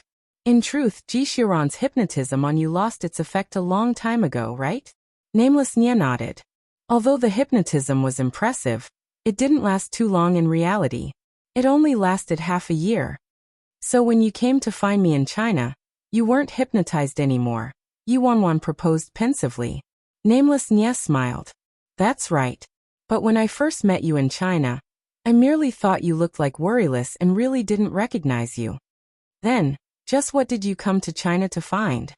Yi Wanwan asked. I just wanted to find you. There weren't that many reasons. And also to find the ring, of course. Nameless Nye replied truthfully. Yi Wanwan didn't rebut him.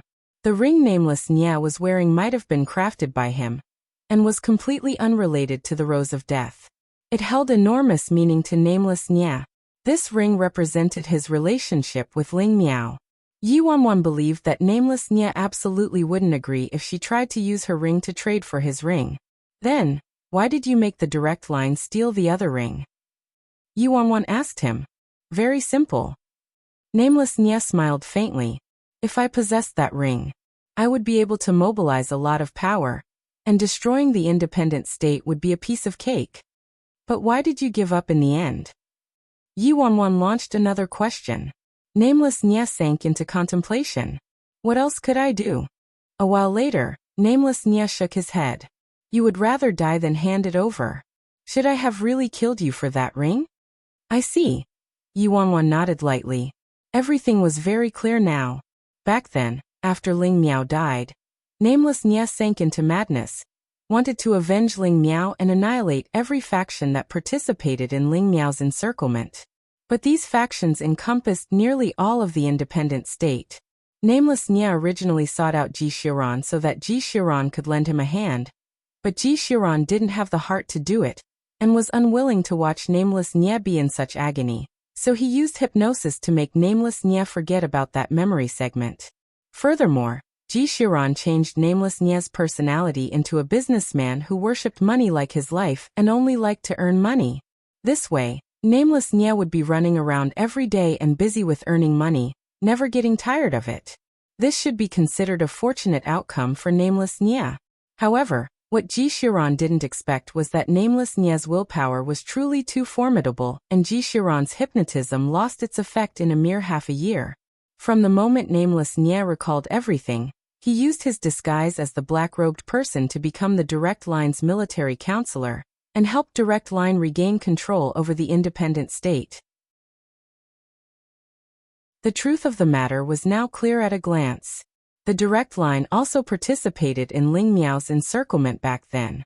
The reason Nameless Nye was willing to help the Direct Line was so that he could trigger the war between the Direct Line and the collateral branch as soon as possible. Nameless Nye was well aware that once the war between the Direct Line and the collateral branch began, all the factions in the independent state wouldn't be able to stay out of it, and all had to participate. As for Nameless Nye's true objective, it was to make the Direct Line and the collateral branch eradicate each other and perish together, including all the factions who supported the Direct Line and the collateral branch. As she thought up to this point, a layer of sweat blanketed Yi Wanwan's forehead.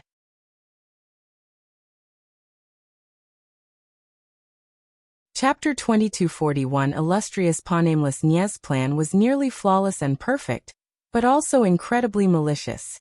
Normally, Nameless Nye disguised himself as a greedy person, and this disguise had a clever effect in reality. No one in the independent state would set their eyes on a good-for-nothing like him. Even if he once possessed an illustrious past, people only lived in the present. Moreover, Nameless Nye faked his death in the end, and escaped by a nifty vanishing act. No one would expect Nameless Nye to be the single-handed culprit behind this war between the Direct Line and the collateral branch. Did Nye Linglong know your identity? Yi Wanwan asked a moment later. Nameless Nye sneered and shook his head. How could she know? Nye Linglong was merely one of my chess pieces. In truth, I wanted to let her control the Nye family first, then cooperate with the martial arts union to overturn the 4 great clans, so that the 4 great clans would become my trump cards and help me escape if needed. Unfortunately, Nye Linglong was too stupid. So, since you couldn't obtain the 4 great clans, you could only fake your death to deceive everyone and attempt to escape the Arbitration Council's investigation. Yuanwan surmised. Nameless Nye smiled. That's right. I did fake my death to deceive the Arbitration Council, but it wasn't in fear of the Arbitration Council's investigation. It concerns my future plan. If this plan succeeds, I'd target the Arbitration Council. They definitely wouldn't anticipate a dead man in hiding to be their opponent, right? Yi Wanwan wrinkled her brows. Because of her, she exposed Nameless Nye's identity. If she had another chance, she wouldn't have done that. Regarding the elaborate scheme that Nameless Nye set up, Yi Wanwan wasn't too surprised since she was aware of Nameless Nye and Ling Miao's relationship.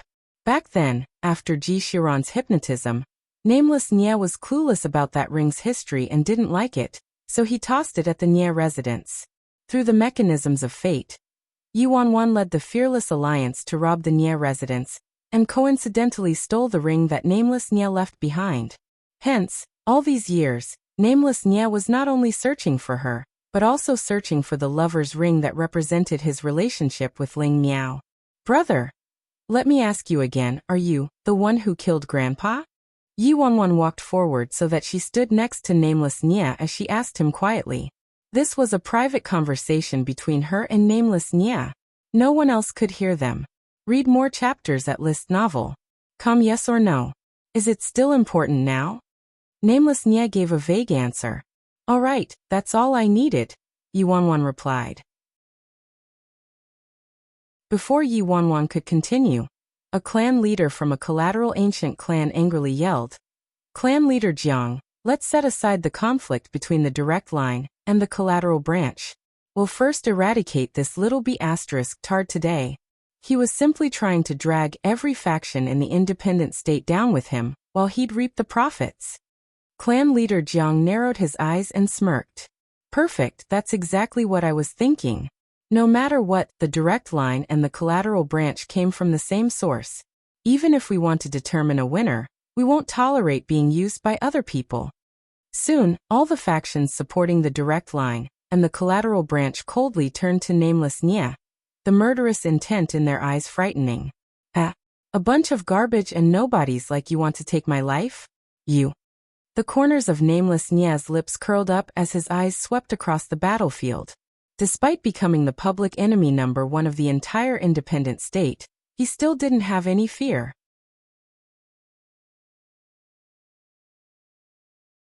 Chapter 2242. Let me be your hero instead. At this moment, Nameless Nye looked like he crawled out of the deepest pits of hell.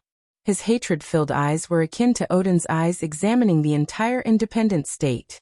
They had to pay a bloody price for that incident. It's time to change the independent state's rules, Nameless Nye expressionlessly said. Why can't you marry an outsider? It's truly absurd. Love is the natural course of things. How can a bunch of idiots and nobodies like you all forcefully stop it? What a joke! An elder from an ancient clan ridiculed her.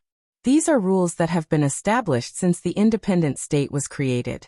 Your insolence isn't allowed. That's right, we represent the supreme power of the independent state. We represent God. That's the rules. Clan leader Jiang Ying from the direct line proclaimed. Nameless Nye fell silent. A long while later, Nameless Nye slowly looked up and ran his eyes over the direct line and the collateral branch. If you're God. Nameless Nye's lips curled up. Then I am. God's taboo. Don't waste words on him. Kill him. Various factions from the independent state screamed angrily. Come, show me what you've got. Nameless Nye frostily responded, standing in his spot. Brother. Yi Wanwan's voice came from the side. Nameless Nye's spine stiffened slightly. He didn't look at his parents and younger sister. He didn't look at their gazes of extreme disappointment. After a prolonged silence, Nameless Nye aloofly turned to Yi Wanwan and said, Go back. Pretend I'm dead. Yi Wanwan scrutinized Nameless Nye for a few seconds before abruptly laying her hand over his left shoulder. This time, Let me be your superhero instead. Before nameless Nye could react, Yi Wanwan yelled toward the crowd.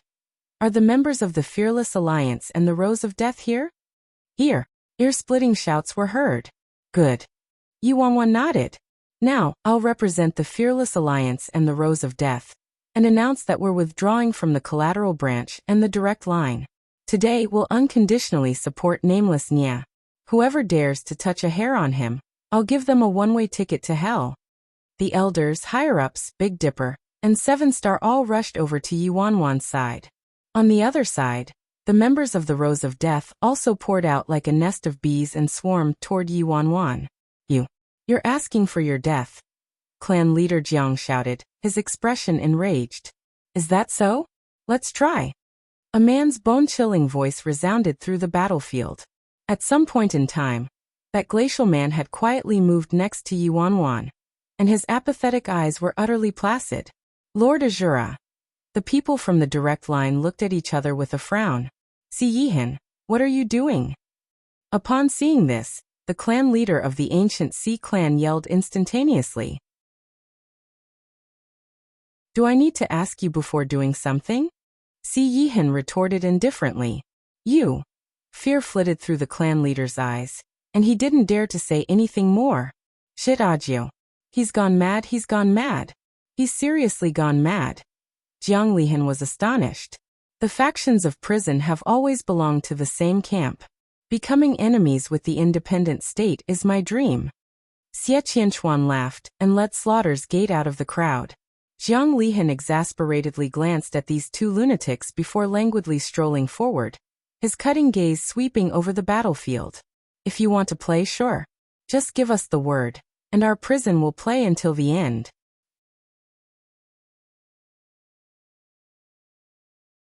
Chapter 2243. When Jiang Lihan noticed Si Yihan's glance, he awkwardly harumphed and said, Don't thank me too much. I didn't like these lousy rules to begin with.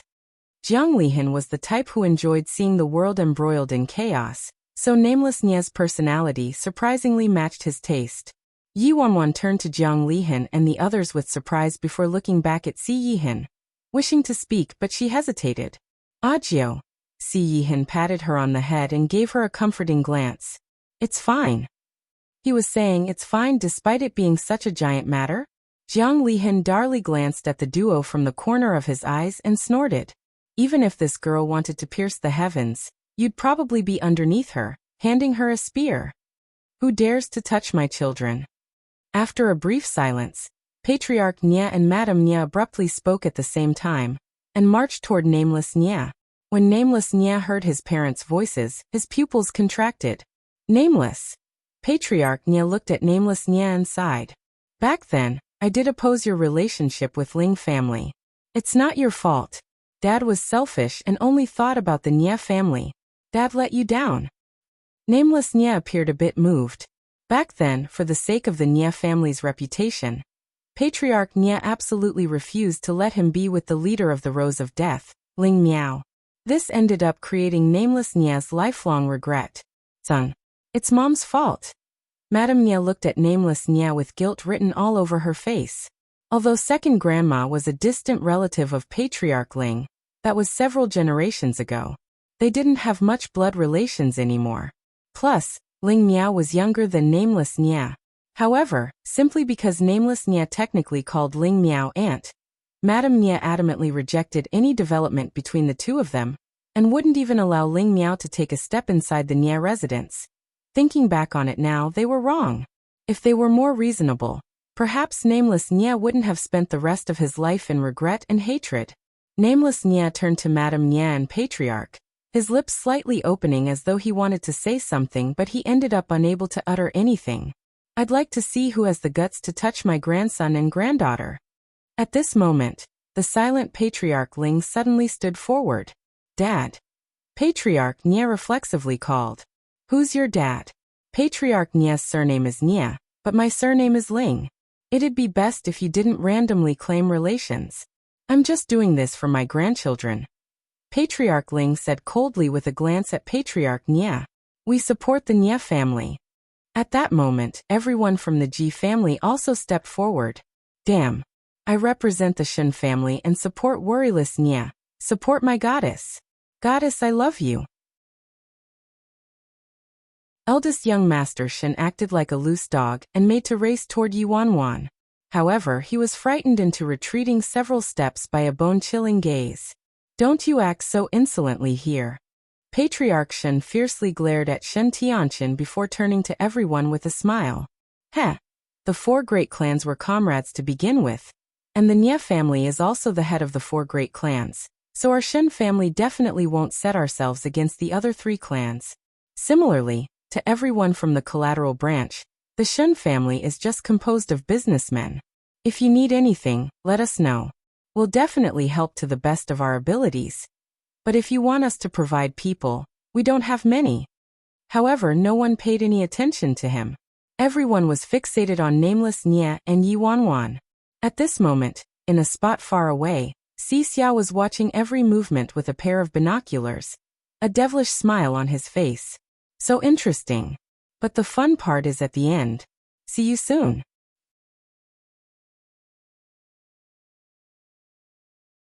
Chapter 2244. Even though they possess 4 Titan factions like the Nye family, the Ji family, the Ling family, and prison, along with a knockoff Rose of Death, they were nothing in the face of the entire independent state. Captain. Several voices were heard from the back. Yi Wanwan got a good look at the newcomers, and saw that it was Taoist devotee and Spray of Flowers leading several dozen mercenary squads that were under nameless Nye. Captain. You came back alive? Why aren't you dead? Spray of Flowers emotionally wiped his tears and snot. Yi Wanwan looked at nameless Nye, astonished. They didn't know your plan? Nameless Nye shook his head. This is a personal matter. Why would I have dragged them into it? Then you're truly a good captain. Yi Wanwan responded. We heard everything, Captain. All of us support you. If anyone touches a strand of your hair today, we'll make them unable to compensate for it even if they become bankrupt. Brick-moving foreigner shouted. Captain, you concealed yourself really deep. I didn't detect anything strange despite being by your side all these years. Feng Shuani walked toward nameless Nye as he lit a cigarette and puffed out a drag of smoke. Back then, the Ling family thought nameless Nye suffered a psychological shock and lived every day in a muddled state, as he had a vastly different personality than before. That was why they sent Feng Shuani to nameless Nye. Hence, Feng Shuani hadn't thought about it too deeply. Captain, why do you want to destroy the independent state? Taoist devotee looked at nameless Nye with a peculiar and uncomprehending expression. Before nameless Nye could respond, Feng Shuani shook his head and said, Quack, you're wrong. Nameless Nye doesn't want to destroy the independent state. He merely wants to make those factions who participated in the murder pay the price. Moreover, the most important point is that nameless Nye wants to reform the independent state and shed the ancient passed-down rules. Rules? Taoist devotee was startled. Heh. Feng Shuani smiled. Every leader of the Rose of Death has existed for the sake of overturning the independent state's rules and system. Since Ling Miao was the previous leader of the Rose of Death, I think nameless Nye really wants to fulfill Ling Miao's wish from when she was alive. Of course, it's not only for Ling Miao's sake. Ling Miao wasn't a citizen of the independent state. Her ancestors merely had some relations to the Ling family, so even if Ling Miao didn't die, nameless Nye and Ling Miao absolutely wouldn't be able to be together with rules like this in the independent state. Taoist devotee nodded. So it's like that. I understand. One last question. Who's Ling Miao? Taoist devotee, Spray of Flowers, and the others didn't know about nameless Nye's romantic history, and definitely didn't know anything about Ling Miao. This chapter is scrapped from Riyadh Light Novel. Feng Shuani glanced at Taoist devotee and didn't respond. Feng Shuani turned to nameless Nye and said, Nameless Nye, I didn't expect you to be so deep. What surprises me more is that you actually want to reform the independent state. Spray of Flowers fixed his eyes on Feng Shuani. Feng Shuani's sense of justice and responsibility was the strongest amongst them. Furthermore, Captain's current method seemed to make him an enemy of the entire independent state. Judging from Feng Shuani's attitude, he appeared to disagree with Captain. Feng Shuani, why are you talking so much crap? If you're afraid, then scram. Taoist devotee looked at Feng Shuani and said irritatedly, Captain used to give us everything he had, but you're actually betraying us at the key moment, you traitor.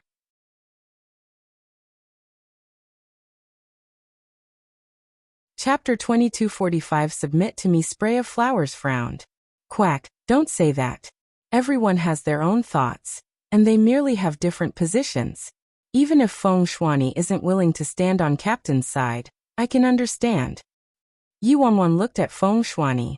It's fine even if you don't stand with brother and me, Feng Shuani. Feng Shuani took a big whiff of his cigarette before flicking the butt away and looking at nameless Nia. Help? Of course I'll help.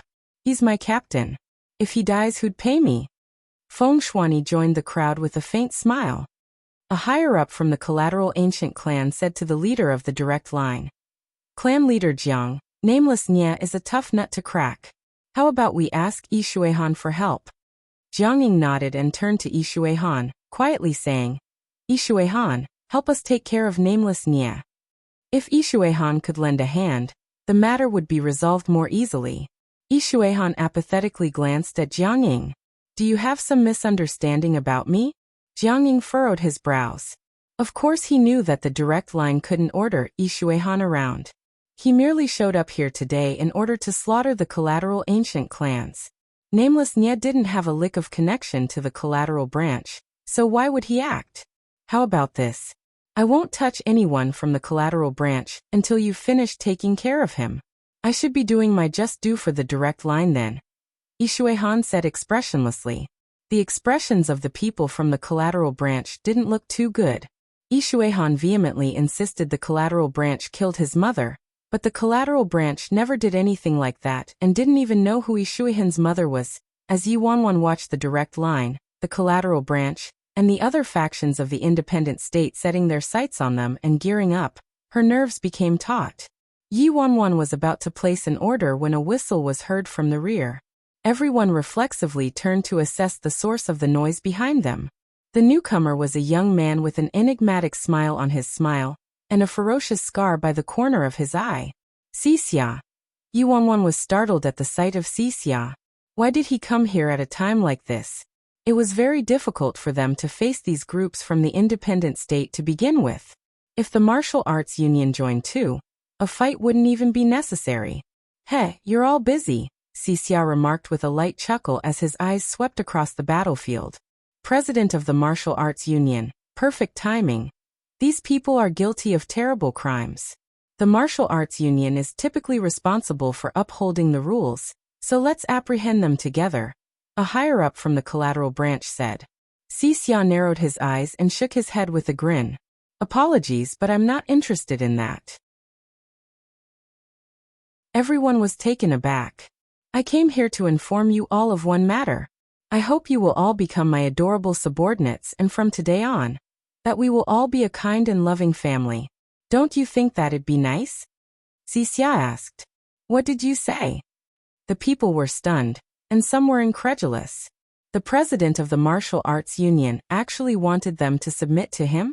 The tribe leader of the ancient Sea clan couldn't help but take a good look at Xixia. It was already a trial that this child could grow into this. Si Wutian sired quite a nice son.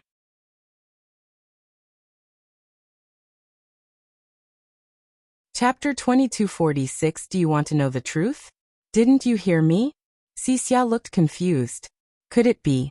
I didn't speak clearly enough, or does everyone have hearing problems? I said. I want to dominate the independent state, and all of you only have two paths to take. Submit or die. Take your pick. Everyone broke into guffaws. Was the president of the martial arts union's head crushed by a door? Wasn't he delusional for saying something idiotic like this here? Who do you think you are? The clan leader of the direct line mocked him. Xixia didn't respond to him and set his gaze on Yi Shuihan. How about you come to my side and help me, Yi Shuihan? How about it? What do you think? Yi Shuihan questioned back. I think, Xixia's lips turned up. You should be quite willing to come and help me. Before Yi Shuihan could answer, Xixia shook his head and said, Don't be in such a hurry to reply. Yi Shuihan, I know your story. Yi Shuihan. I also know you don't know the truth. Do you really think that girl was sent by the collateral branch to assassinate you? What are you saying? Ishuihan's eyes glinted coldly. Do you want to know the truth? How about it? Come and help me. In exchange, I'll tell you the truth of the matter, Xia said with a smile. Xia added, "Oh right, I hope you will take my words seriously. Perhaps you think you can interrogate me under torture and force the truth out of me. I really can't defeat you, but I'm a lunatic. If you don't agree, you will never know the truth. How about it?" Ishuihan fell into silence. It was a long while before Ishuihan finally nodded and said, "All right, if your truth is greatly different from the one I know, I will help you." "Deal. You are a man of your words. I trust you." Xia nodded. "Do you think that girl really wanted to poison you but couldn't bear to do it after falling in love with you, which led to your mother accidentally consuming the poisoned food?" "What do you mean?" Ishuihan asked with a frown. The truth was that the girl didn't love you at all to begin with. She was merely an emotionless sacrificial soldier trained from the time she was a child. People like her are brainwashed at a young age and won't fall in love or be moved at all. They only know how to follow orders. Do you know? That girl wasn't related to the collateral branch at all. Everything that happened was a result of the direct line's schemes. Bullshit. Jiang Ying yelled furiously. However, the collateral branch was strangely silent. They weren't for anything like this, but Ishuihan doggedly chased after them, and after all this trouble, it turned out to be a direct line scheme. Clan leader Jiang Ying, don't be so aggravated. Allow me to tell the whole story first, Xia said in good humor. He's here to mislead us. Kill him.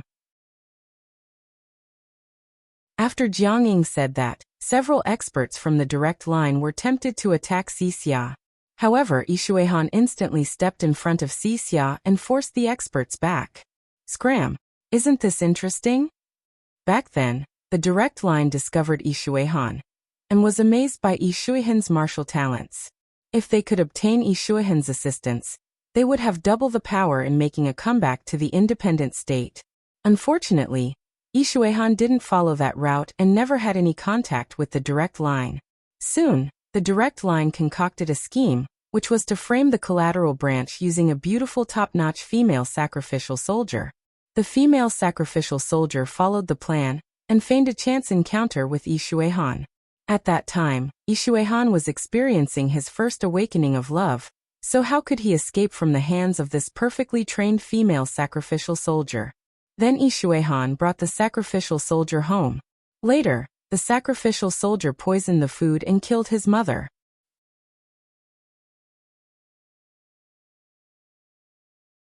Let us bet bigger, Xia snorted. The sacrificial soldier told Ishuihan while sobbing that the collateral branch was afraid Ishuihan would join the direct line, so they purposefully sent her to assassinate Ishuihan, but she fell in love with Ishuihan. So she couldn't do it at the last minute, which caused Ishuihan's mother to eat the poisoned food coincidentally. Xia turned to Ishuihan. Did you know? That girl didn't love you at all. She didn't have any feelings. She poisoned your mother for the sake of framing the collateral branch. This was a plot that was concocted by the direct line from the start. What an absurd joke. What proof do you have for saying something like this? Jiang Ying harshly rebuked. Proof? Of course I have proof. Xia immediately snapped his fingers. A second later, an elderly man from the direct line slowly walked out from his hiding spot. It's him. Yi Wanwan was startled when she saw the elderly man. Wasn't this old guy Elder Shui, who was angered to the point of being bedridden by her? It appeared he still wasn't in good health. Yi Wanwan never expected Xia to have bribed even Elder Shui from direct line. I can bear witness that everything the president said was 100% true. It's like this. The sacrificial soldier was raised by the direct line from a young age and underwent many years of training. I didn't agree to this plan back then since no matter what, Ishuihan and his mother were members of the direct line, but the majority of the higher-ups ignored my disapproval. Elder Shui sighed. You. Jiang Ying angrily glared at Elder Shui. Sorry, clan leader. My daughter and son-in-law. They are at the hands of the president, so I can only tell the truth. Elder Shui shook his head.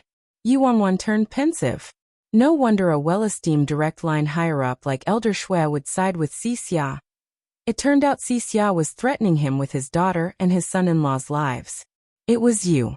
Yishuihan set his gaze on the direct line members, his face so dark that ink could drip from it. Don't be in such a hurry. You'll have plenty of opportunities to seek revenge in a moment, Xia said to Yishuihan. I said earlier that I wouldn't attack until their matter is resolved, Yishuihan returned. The members of the ancient Sea clan started examining Xia. The clan leader of the ancient Sea clan had a frown on his face. He didn't expect Si Wutian's child to turn into such a figure. If he did, he would have allowed Xia to join the Sea clan. How about it? I've done justice to my position as the president of the Martial Arts Union by clearing the collateral branch's name, right? Xia joked to the members of the collateral ancient clans. Read more chapters at List Novel. No one answered because they all didn't know his objective. Soon, Xia's gaze landed on nameless Nia. Before Xia could say anything, Yuanwan shouted coldly, Xia, what do you want? Xia shook his head. Patience. I have something to tell him. Oh, I'm all ears, nameless Nia answered. Brother Nameless, how about it? Are you interested in coming over and helping me? Xia asked. How about this instead? Are you interested in coming over and helping me? The corners of nameless Nia's lips turned up. No need for the hurry. Let's make a bet. I'll bet that you'll definitely come and help me. How about it? Xia suggested. What's the wager? Since we're betting, let's bet bigger. What do you think? Nameless Nia retorted. Sure. Since we're betting, we'll bet bigger. Let me think, what should I use for the bet? Xia rubbed his chin in contemplation. How about this? I'll use Ling Miao's life to bet with you. What do you think?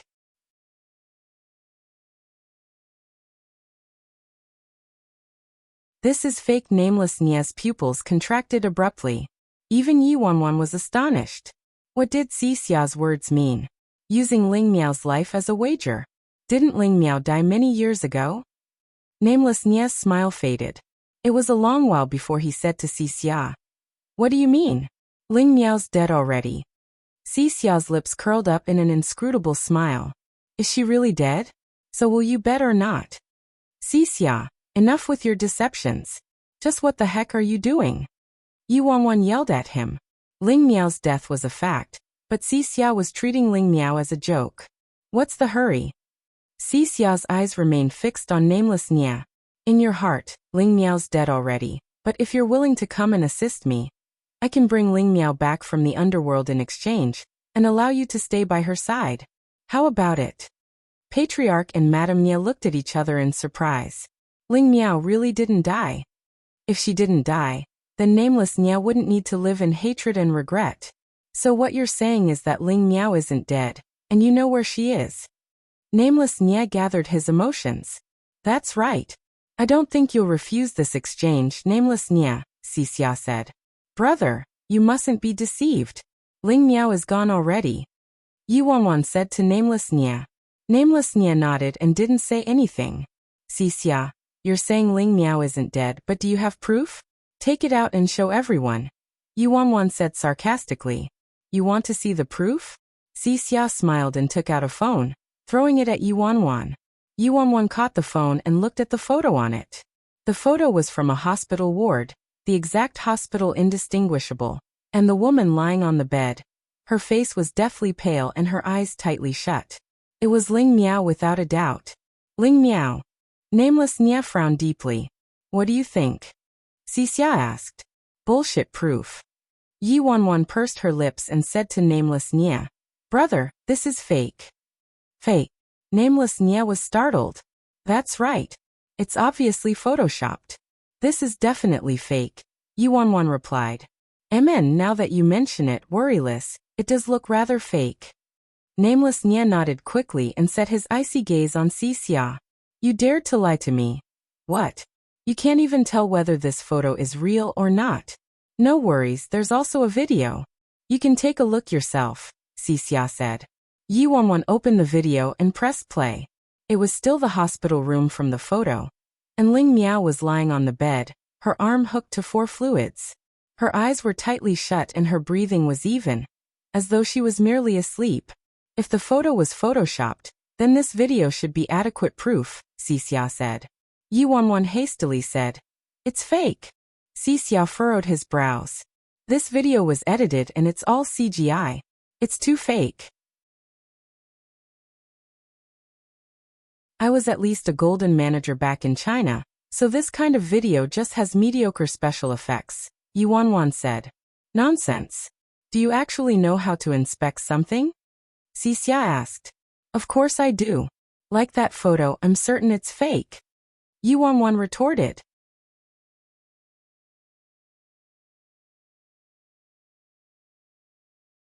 "I'll agree, Xia.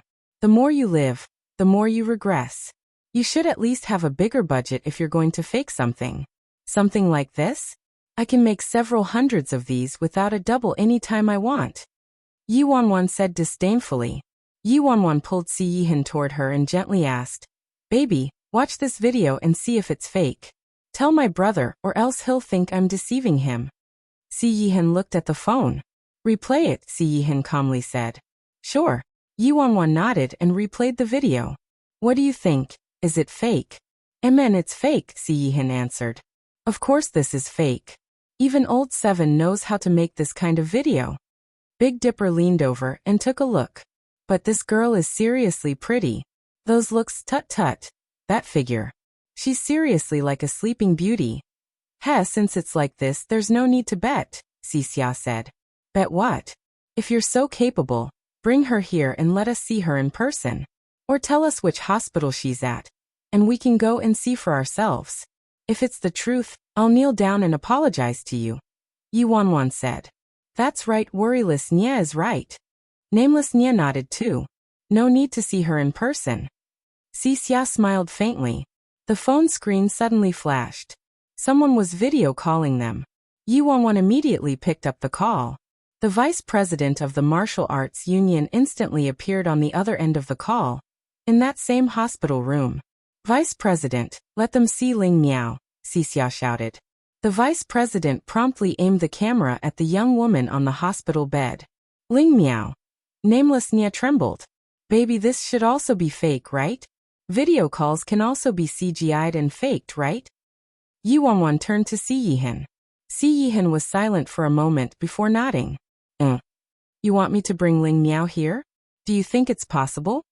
Xia snorted at Yi Wanwan. "I'm not a child." Yi Wanwan wanted to say something else but couldn't utter anything.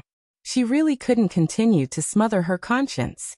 She originally wanted to trick Xia into bringing Ling Miao here, but judging from the current situation, it wouldn't be an easy feat if only this guy's intelligence was the same as Big Dipper's. It would be a lot simpler. Just what happened back then? Why is Ling Miao still alive? Yi Wanwan questioned before Nameless Nya could say anything. "In truth, it's very simple," Xia responded. "The arbitration council laid pressure on Grandpa and forced him to eliminate Ling Miao. So Grandpa used Nameless Nya's life to threaten Ling Miao and made her meet him on her own. He also contacted nearly all of the factions in the independent state and launched a destructive attack on Ling Miao. After they got their way, everyone thought Ling Miao died. However, Ling Miao was Nameless Nya's most beloved woman, after all. So Grandpa was soft-hearted in the end and rescued Ling Miao." Nameless Nya's expression shifted. Unfortunately, Ling Miao suffered serious injuries, so even though she survived, she's still lying in a hospital bed and hasn't woken up, Xia continued. "Bring me to her." Nameless Nya looked at Xia. "No need for the rush. I told you I'd let you see her as long as you're willing to assist me. Her current situation is very stable," Xia replied. "All right, I'll agree." Nameless Nya didn't waste his words.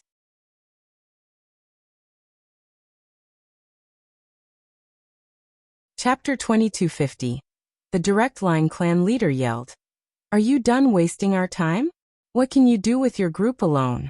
Do you think you can be enemies of the whole independent state?" The Jiang clan exchanged looks with the people from the collateral branch and went to attack. However, Elder Shue's expression shifted. "Don't act rashly. There are explosives." Everyone was shocked. The martial arts union buried explosives everywhere beforehand. And they have heavy weapons. Elder Shui explained hastily. Are you telling the truth? A higher-up from the collateral ancient clans questioned. Nonsense. Would I joke about this kind of matter? Elder Shui looked anxious. They made preparations ahead of time. Before the collateral ancient clans could respond, Xia whistled. Instantly, dozens of elite members of the martial arts union appeared around them with heavy weapons in hand. You're mad, Jiang Ying screamed. I was a madman to begin with. So what is it?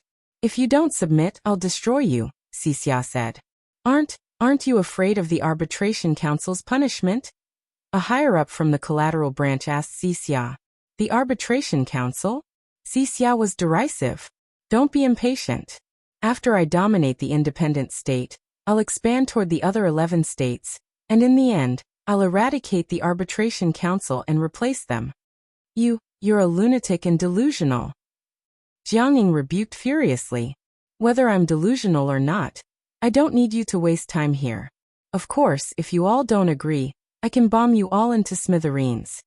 Xia smiled. Read more chapters at list novel. Kam Yuanwan was pensive as she stared at Xia. Is he carrying out Grandpa's wish when he was alive?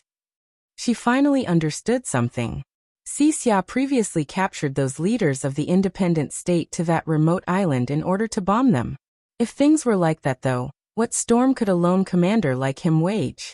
I've planted explosives around everyone's headquarters. How about I let everyone see some action first? Xia mocked. Don't. My wife and children are there. A leader turned deathly pale. Every single one of these martial arts union members held a heavy weapon in hand. If Xia was claiming he planted explosives, it was most likely the truth. Moreover, various faction leaders were hoping to be lucky and didn't participate in the war between the direct line and the collateral branch this time.